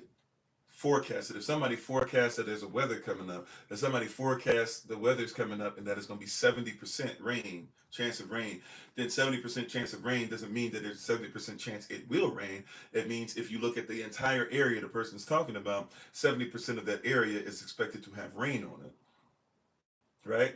Something is forecasted. But you can live in the 30% if you don't want to get rained on. You can live in the 70% if you do want to get rained on. You can be prepared for the rain and the dry, right? Because you might be going through different places. But they're not saying everywhere is going to rain. They're saying 70% of where you live, they're expecting rain to be on it, right? So a lot of us will be like, they don't know what they're talking about. Sometimes they don't, right? But they'll be like, they don't know what they're talking about. They don't know what they're talking about. But they're not. You don't know what they're talking about. So it's forecasting. But this word predestination and this theory of predestination that you use once again as persons who had said that the Protestants aren't taking some of this stuff enough, or they're not doing what it is enough, or whatever, right? These persons who came over from England, they believe in predestination. See, you don't even know what predestination is, where it comes from, right? Remember, they came with the King James Bible. The King James Bible is not being used at this point. So even the King James version of it is not even being used. They're using a Geneva Bible, right? You got to be on a different platform, a different wavelength of thought process. What do they mean when they say predestinated, right? Because we know it means forecasted, right? Prognosticos. It means to be forecasted. So they're not talking about what we're talking about. What are they talking about when they say predestination? When they say predestination, they believe that everybody who Yah's going to choose, them, the Puritans, them, the separatists, them who are better than all the other Christians who are under Pope Henry VIII and now at this point, Pope King James. Yeah, we have to be honest about that too, right? Every king since, Pope. So even though we use the King James Version, King James is not our Pope. That's why we have to still recognize it's still a version, even if you like that version. Okay, just got to put that there, right? Just sit there right there. We pretty much at our time. So let's finish this up real quick. So they believe that predestination means that no matter what somebody does, no matter how evil and wicked and decrepit they might be, no matter how many slaves they make of persons, no matter how many corpses they dig up and eat of their bodies when they can't find food, no matter how much that they take natives and they have them do cartwheels buck naked at 12 years old, no matter how many Africans that they bring as slaves with them, no matter how many times that they try to lie to you about where Squanto came from, knowing that he was somebody they had enslaved prior, no matter how much of this stuff happens, they can be as wicked and evil as they want. And thank you, babe. Right? How you doing? My wife is on the Honorable Alma. Right? As much wickedness as they want to do, they believe that they are predestined to go to heaven. Doesn't matter about the law. See, this stuff that happens in the Protestant church. In Roman Catholicism, they'll say, well, the law doesn't matter that much, but then they really mean law because they'll excommunicate you, right?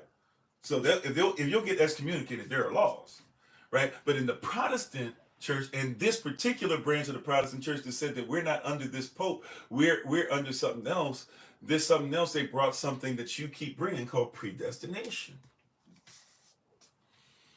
This thing called predestination, and their version of predestination is it doesn't matter what you do. If Yah chose, it doesn't matter how much. If you do 100% righteousness and 0% evil in your life, if you were Christ Part 2, it doesn't matter if Yah decided you're going to hell, you're going to go to hell.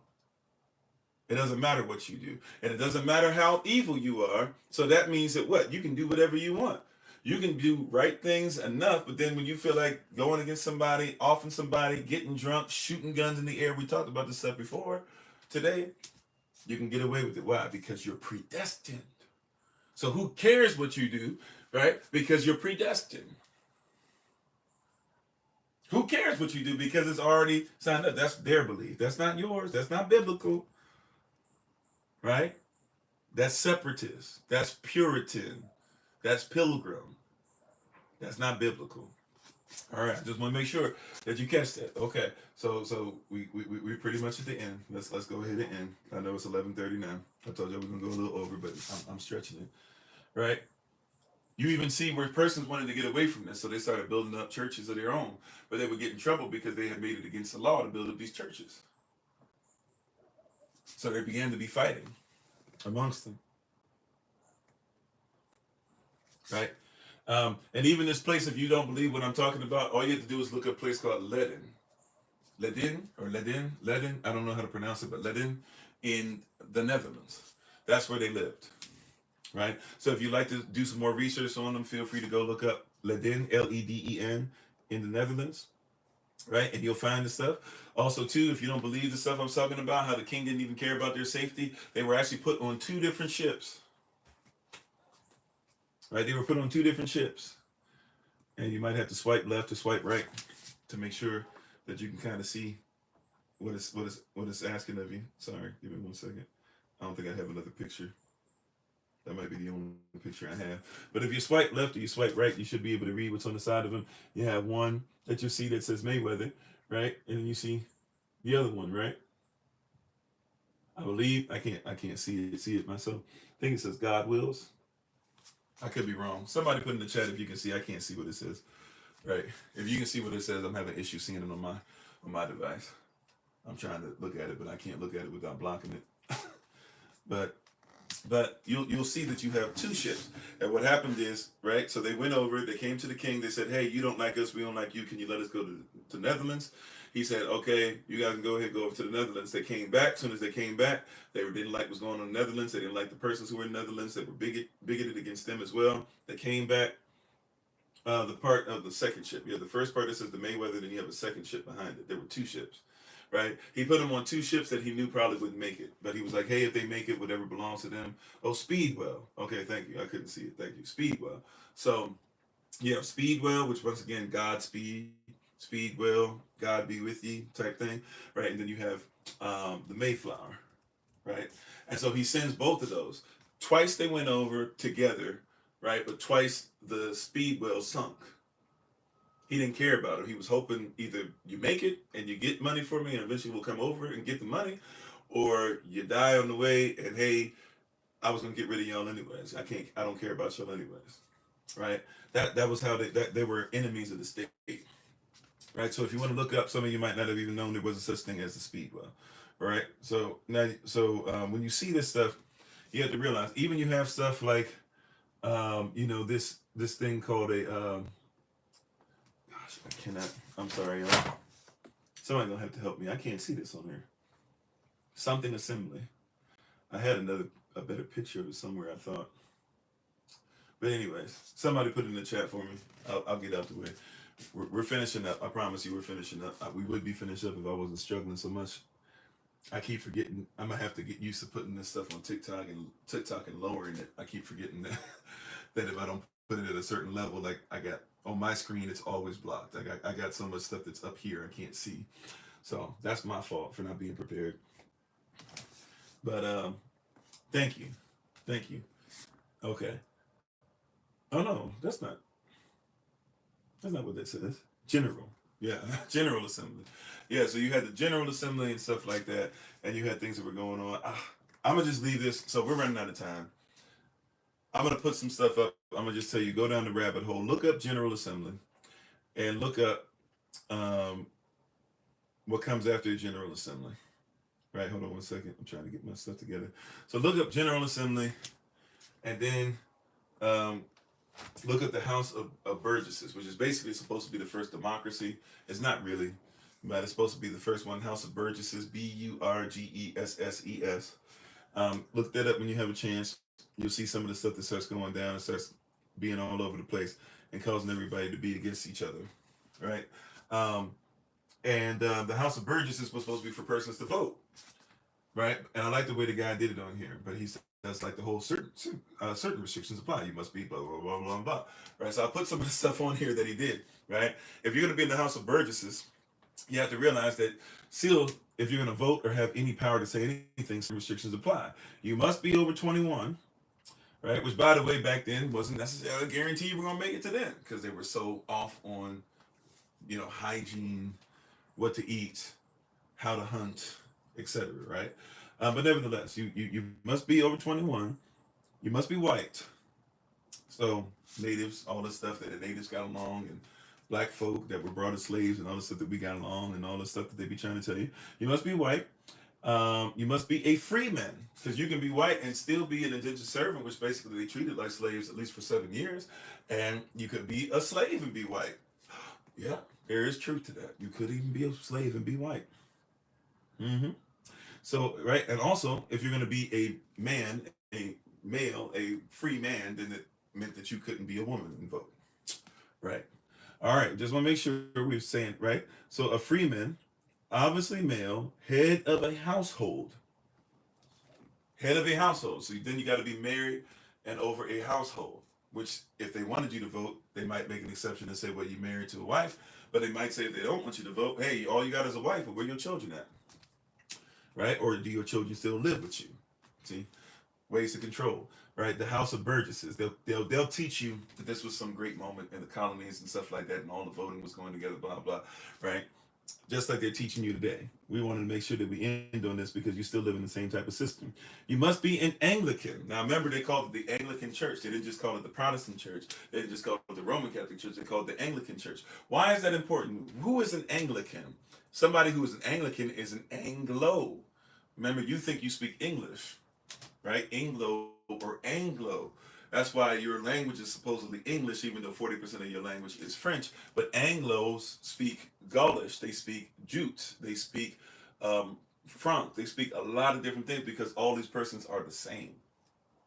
So when you guys say all this stuff, man, they need to speak English, speak American. Somebody speaking Spanish is speaking a dialect of your language. If you are so-called speaking a Gaelic language, y'all are the same persons. If you're speaking a Visigothic language, you're the same persons.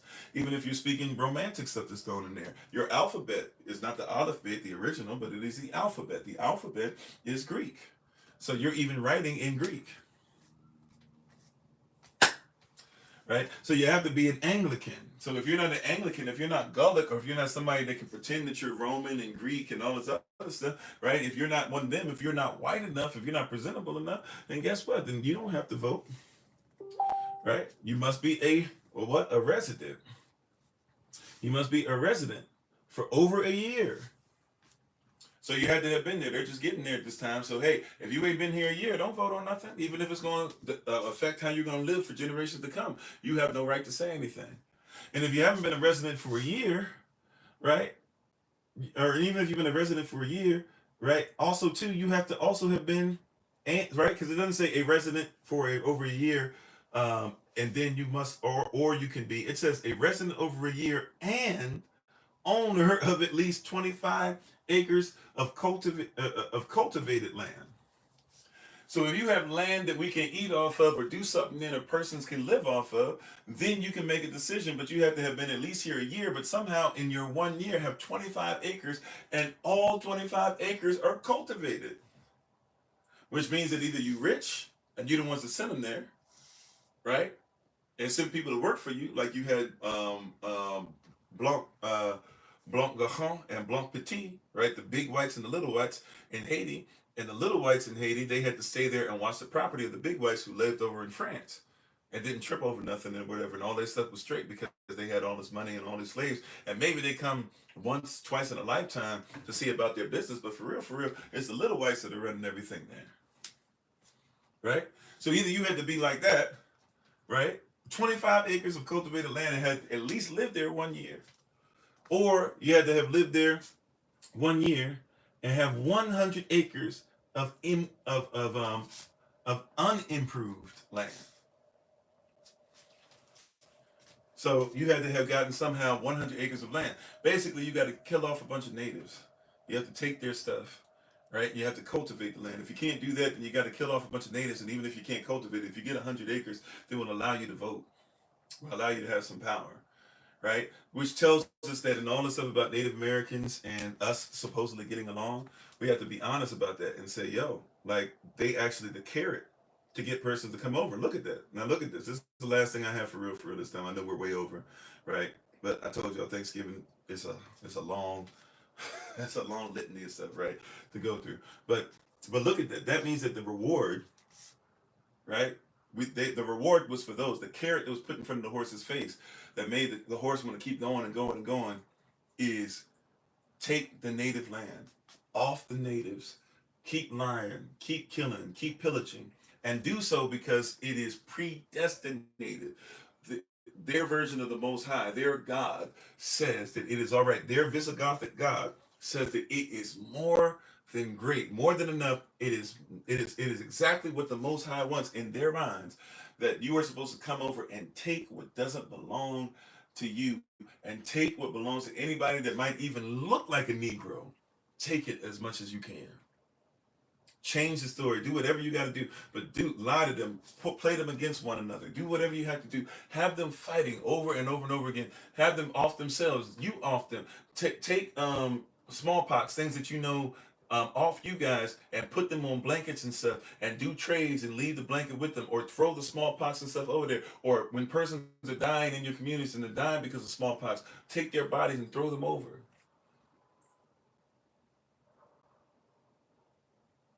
Do that. Take disease stuff and all that stuff and throw it over. Like do all that stuff because you are predestined. Doesn't matter what happens. Because you are a separatist, because you are a Puritan, you automatically have to go. And that's why once again they weren't even known as separatists. They were criminals. But in their mind they believed that they were ordained by the Most High to do everything that they did. That's what they believed. That's what they taught. Their God taught them that. Their Christianity taught them that. They believe. That's why be careful about this predestination stuff. We don't know where it comes from. You have persons arguing, you have some of us arguing predestination, not realizing that predestination was put in place to say it was all right to literally rip you limb from limb. Remember I said this is going to be our ending point. I told y'all trigger warning earlier. We done passed a bunch of that already, right? I've been nice and we still done passed over that trigger warning a long time ago. Last thing, very last thing. I know I just said it, but I mean, remember I told you I was going to end doing something. I was going to come back to it. Remember there was Masiat Sekim, who was the king or the chieftain of the Wampanoag. He, watch this, he was the one who helped to make sure that they learned how to eat, all that stuff. His people, even though they had to sign a treaty, they didn't trust him, they still helped them, they taught him how to eat, they taught him about the three sisters, they gave him all these different things, etc. Right? They even worked with them and protected them because they were supposed to help protect them from the natives that they thought were more of a problem than them. As soon as he passes away, they get into a fight. This is a Thanksgiving meal, if you want to go there, right? By what they do, the hidden Thanksgiving meal. They end up having a meal. Now, so this is years after, this is decades after they had this first supposed Thanksgiving meal. Decades after he's passed away, they have a fight against the natives, the Wampanoag, who actually were the ones that helped them. They off the former Wampanoag chieftain's son, which means he probably was the chieftain. They off the chieftain, and after they off him, they behead him. They take his head and they stick it on a pike. And you got to make sure it's on. Once it's on there and fastened on there, they take his head and they stick it above their camp, so everybody can see it. You fight against us, this is what will happen to you. right? A warning to the natives, a warning to those Wampanoag that might have been left, right? And then as it's above them, just like, we talk about Dracula and other persons who did stuff like that, right? While they're doing that, they begin to have a feast. You might call it a day of Thanksgiving.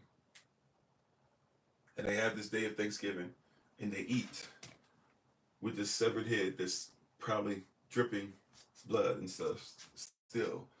And pieces of it are probably falling apart. And guess how long they left the head up there?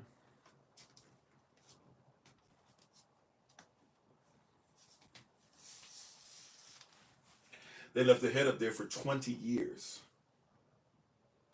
Somebody's probably thinking like just until they finish eating, for a couple weeks. 20 years. If you were to come there, that head was up there. By their account, not by mine. His story, not my story. If you would have went up there for 20 years, if you had came there, no clue would have went down. And was like, yo, what's that? That a skeleton or something? Yeah, that's the head of the former chieftain of Wampanoag, the persons who helped us to be able to survive and do all that stuff for 20 years. Any day of Thanksgiving that they had, any meal that they had, that's what they looked up to. So when they talk about the natives and how they ate the natives, like I said, there's some truth to that, but it's not as pervasive what you said. But when you look at why persons get to the point where they even would start mentioning and saying that was a regularity, it's because that's how they felt about you. So be careful about this whole Thanksgiving spirit and all this stuff that's going on. All right, like I said, thank you for being on all these platforms. I know we went way longer than usual. I was trying to wrap it up. Holy Ghost said we just gonna have to, and I still didn't get. I told you I could talk about this, as you can see. I mean, we didn't get through all the pictures. I know y'all probably think I did. We did not. Right? I just basically was ready to go until right. But Holy Ghost said, we gonna leave it here. This is not a Q&A day or anything like that, but it's important that we get this in our mind and in our heart and our spirit. This is not a day off for us. So those who I'm supposed to meet with today, I know I'm supposed to meet with a few of you or a couple of you at 3 to make sure that you guys can kind of take over the prison ministry stuff. And those who've been waiting on prison ministry stuff, it's going to get a lot better because I'm going to have some help and I'm going to stop trying to do everything by myself. So those of you who have that meeting, we look forward to meeting with you all. Some of the ministerial staff, I'll be sending a message out to you all here or there because I would like for you, you all to help out with with 2 persons in particular. So some of you will get a message, something along the lines of this. We would like for you to work with our 2 ministers in training who officially today, on this day, what is today? On this day, officially, November the 28th, on Shabbat, not on Thanksgiving, but on Shabbat, on this day, officially, November the 28th, on Shabbat, November the 28th, 2025, we officially recognize Minister Selects, Minister Select, Sister Akita, and Minister Select, Brother Raj. So Minister Select Akita and Minister Select Raj, starting the 2nd week of January, will begin their ministerial training. And we will have 2 new persons that are helping us out. So we praise y'all for you. Amen. Amen. Praise y'all. All right. And they'll be doing 6 months of training. We're looking at their initial sermons coming up on June the 1st, which I believe should be Pentecost. So we're thankful and grateful. We thank the Most High for them. And actually, I've seen it coming. One person we'd already had communication a while back. And so when the other person came to me, I was like, well, I know I need to get the stuff rolling with the other person. So I made sure both of them are aware. So ministers on staff, they'll be joining us from time to time here or there. Some of you will be asked to like go in with them and make sure you're checking on them from time to time. I know I'm giving you guys, but that's what delegation looks like. I told you I'm gonna start asking y'all to do some stuff. So some of y'all like he still ain't asked, blah blah. Just be obedient because here it comes. All right, so we're gonna need you guys to make sure that you're looking after them. All brothers and sisters, pray for them and stuff, of course, as well.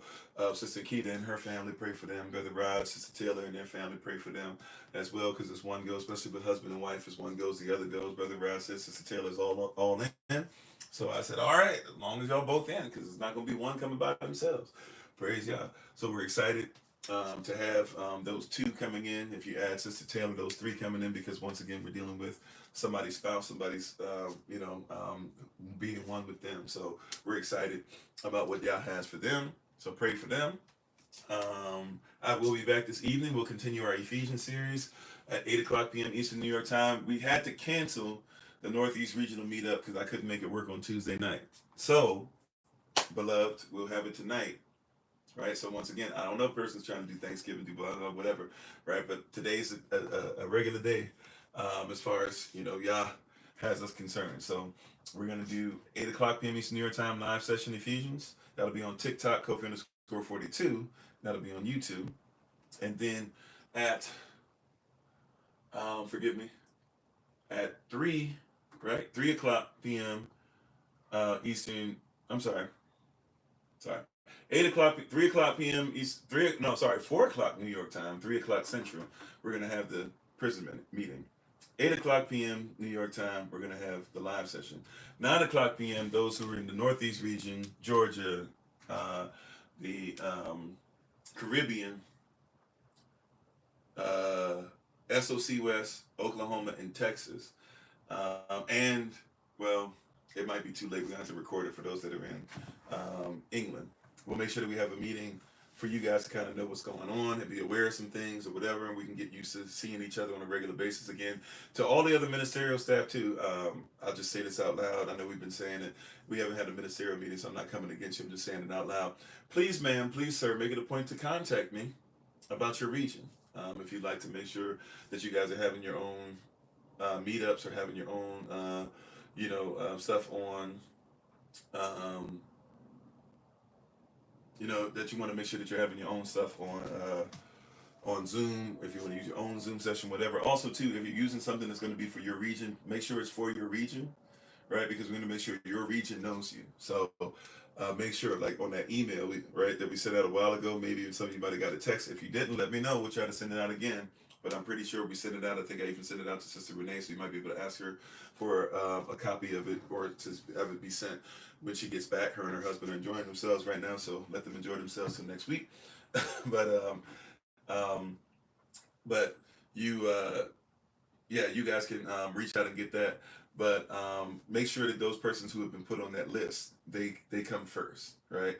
I just want to make sure because I know that I'm sending out a bunch of stuff. I've been sending out stuff to make sure everybody has my new number. But you guys should have a list with your stuff on it. You should also have access to the Excel sheet to be able to see and go through as any changes that are made or any times that I updated, okay? And it has been updated. Everything should actually be in alphabetical, well, not alphabetical order. Everything should be in alphabetical order by state or country. So if you're looking for any state or country now, everybody's stuff should be in alphabetical order. Anytime somebody's being added to the list, I'm trying my best to go and update. If you want to go ahead and look on there now, so if you see even on there, if you want to look at everybody, if you got like, for example, Georgia, for the couple of us that are in Georgia, like, look, you got a Georgia list, go through all them, right? For those who are in Florida, now everybody in Florida should be tied together. You got a Florida list. But once again, I would ask you focus on the first names first because there might be some names on there that are older names that maybe some of you don't even know aren't necessarily SOC anymore, and so we're kind of, light with calling them whatever. I'm trying to set up something on there to make it to where that becomes clear or more or easier to see, and also too, you guys can make comments in there as well. So we've actually set it up for that. Those of you who have access to the Excel sheet, you can make comments in there too. So a lot of persons don't know that, like, even if you can't make changes per se, you can make a comment like, okay, I talked to so and so, or this person doesn't seem to, or this number has changed, we have another number, and I can go in there, or I have another number for such and such, or my number has changed. It's like, you can give us that, and I have access. I actually have messed up where I didn't have access, but now I have access now to go in and fix it. So does Elder Alma, so does Sister Renee. So just let us know that stuff. I just want to put that out there. But today, yep, we are in full force. So those are in those regions, areas I talked about. We will meet with you guys on Zoom. Everybody else, if you're in another region, please start talking to me and letting me know what you guys want to do. I really would like for you guys to kind of reach out, not just in text trains and stuff like that, not just in calls once a week. And by the way, that also means those of you, once you get somebody in your area who's contacting you and reaching you, they're probably even putting stuff like hashtag SOC or things like that in there before they're texting you or telling you who they are. If you need to try to check them, some person have even been like with me, hey, I don't know this number. Who is this? I'm not used to this number, right? I tell them, oh yeah, this is an older number we used to use, Pastor Kofi, blah, blah. Oh, okay, cool. And then we have conversation, right? So, but if you need to do that, fine. But let's make sure this is not just virtual, that it's reality as well. All right. And then we'll be back. So we'll be back tomorrow. We'll be back 8 a.m. Eastern New York time. And we'll go right back into our Enoch series. We're on part 10. I do not even remember what chapter we're on. Whatever chapter we're on, about chapter 58 or so, somewhere in there. I'm not even sure, but we're going through. We've been doing this a while now. We started at chapter 37. We're going to make it at least through chapter 76 before we end. And also, too, there's a book that we've been putting out. I'll try to put it out again in different platforms, but we've been putting it out even on our shout out. So pay attention for that book to pop up from time to time. If you want to get a PDF of it in advance, please let us know. It's going to be about coding and talking in code. I believe it's Dr. Neely Fuller Jr. is the author of it. So if you look up Dr. Neely, Neely, Fuller, Fuller Jr., Dr. Neely Fuller Jr., you'll discover very quickly that that's the book he's known for, and you'll actually see a bunch of things that he's talking on concerning it. So if you kind of want to get a heads up, probably after we do the Women in Red cruise and come back, we'll probably start there. Okay. Also, too, concerning that as well, those who are coming on the cruise, we know that some of you are coming into the hotel on the 4th, some of you are coming in on the 5th, some of you are flying in the day of on the 6th. We're going to work out, making sure that we get a schedule to you guys, something planned for us. We also need to make sure we have at least a couple meetups set up for when we get to the land and stuff. And when we get to the ship, we're going to make sure there's a place that we can all meet up every day at a specific time. So Solomon and I have actually been researching. He's been put to work, and we've been researching different parts of the ship and knowing what's going on here, that, whatever, to make sure that when we meet up, we need to know meet up here, blah blah blah, this and that, whatever. If there's certain things that cost, certain things that are there, we're gonna have another meeting before we leave, of course. Also, those who are flying in, please, ma'am, please, sir, make sure that you double, or please, ma'am, make sure that you double check what time is it that your flight is coming in and what time is the ship leaving. I think persons are allowed to check in at different times depending on where you're located and where you're supposed to be on the ship or whatever. That there's different times that if you get there early enough, they might let you in depending on where you're seated and stuff like that. But just, hey, once the ship takes off, it takes off. And also when we leave, right, don't get left in the Bahamas. Right, on that one day, those 8 hours that we have don't get left. So we're gonna make sure we have some stuff scheduled.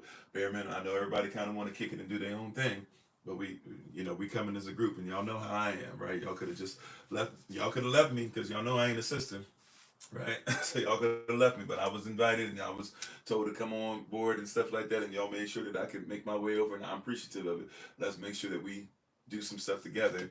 Bare minimum, some meetup stuff here or there, because when you go into another country, right? And at the end of the day, I'm responsible, right? Don't leave you. All right, so I'm just saying I'm responsible. I'm responsible. I'm the guy. Like there's two men coming, and one ain't a man. It's gonna be me and Solomon, right? One of the other brothers who was supposed to come can't make it, so we're gonna be the ones making sure that everybody's straight, right? And I'm be the one walking the rooms and stuff like that, and being like, y'all, you straight, you straight, you straight, you straight. So I'm just saying, right? Like this is, y'all are my sisters, right? Some of you like my spiritual daughters, whatever the case might be. I'm saying all that to say, like, it's my responsibility to make sure we're okay. So there's gonna be some stuff where, even though I know it's for the sisters, and I told y'all I'm just there to kind of do whatever y'all want to do. Whatever y'all tell me to speak on, I speak on. If y'all tell me not to say anything, if y'all tell me to mind my business, I'm cool. But when it comes to everybody got to make it back, that's on me. I take that responsibility very serious. Okay, so I'm just saying, amen. I know y'all grown, and y'all probably gonna look at me strange when I suck your teeth and be blind. It's okay. All right, I know y'all grown, but we going as a family and we coming back as a family. When I went over, and I wasn't even doing this for Israel, I was doing it for the United States of America. I know that, hey, if we all came together, we supposed to all leave, even if somebody got to be drug out. I ain't trying to have nobody drug out, but we all go somewhere, we all coming back. So I'm just making that clear. All right, I've been very separate from it, but I've been given permission to start saying, helping out with a few things, this and that, and I'm definitely gonna make sure that we kind of all know certain days we got to do this, just if for nothing else, that I can have peace. Because I'm telling you right now, when we go these places, I'm gonna enjoy myself. But I promise you, like when y'all be, oh, look at this and look at this and look at this, I'm gonna be looking around to make sure y'all fine. That's when I'm gonna start going to work. So I just want y'all to know that and know that out of love. But make sure those of you who are flying in, make sure that you know your times that you're flying in, and make sure you know your time that you have to make sure you check in. Make sure that you got your stuff together, your passport if you're bringing that, and making sure that you got your birth certificate and your license, whatever you're using, so that when it's time to roll, it's time to roll. Also, too, hopefully you've checked in. I think you're supposed to check in. right, beforehand, right? So make sure you've checked in so they know that you're coming and all that stuff. And also too, just to make sure that this is answered, if you're somebody who's afraid and they're like, we want to take pictures of you and stuff, that's not talking about pictures all over the ship and being able to use them, even though, to be honest, if you go on a cruise, it is what it is. But also, that's talking about if you go to other countries. Sometimes when you fly in or come into another country, they take pictures of you because they want to know who's coming in, who's coming out. Okay? So we just want to make sure that you guys are aware of that.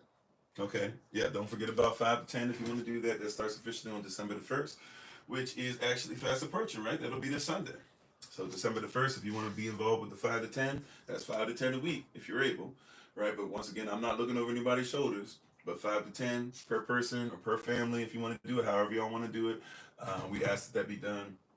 A lot of us don't know what happens with $5 to $10 a week, anyways, and that was something discussed, and we're going to be using that for the most part. If we have emergencies for persons, we'll use it, but for the most part, that's going to be to accelerate some of the stuff that we didn't really get done this year, and we got to get on and make sure that we're on track with what Yah and what Hakodash, covered by Yahashua, has for us in land projects and things like that down the road. So we want to make sure that we're doing exactly what we're supposed to and spending exactly what we're supposed to when we're supposed to, and make sure that we're keeping up with what Yah has for us.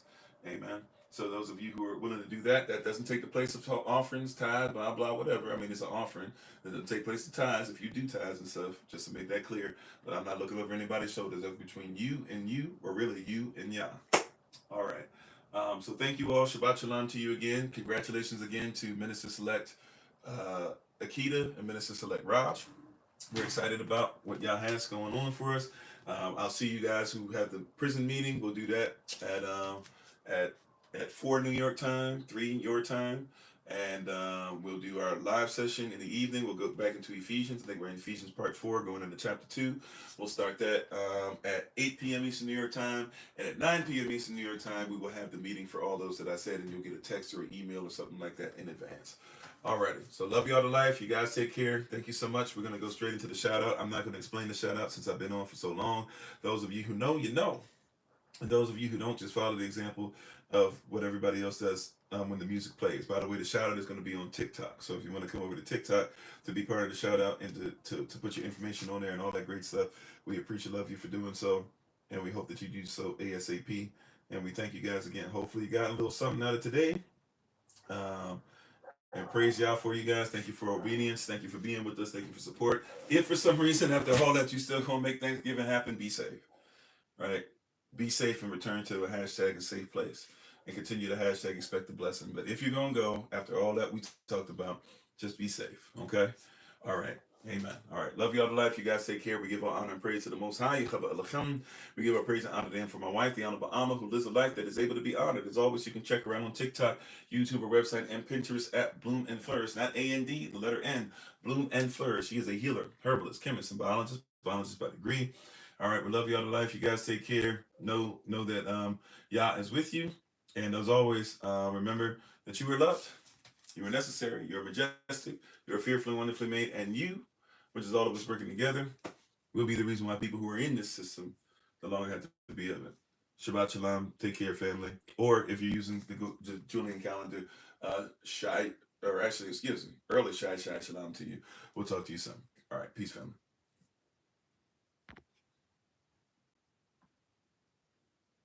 And when the music begins to play on TikTok, y'all feel free to go ahead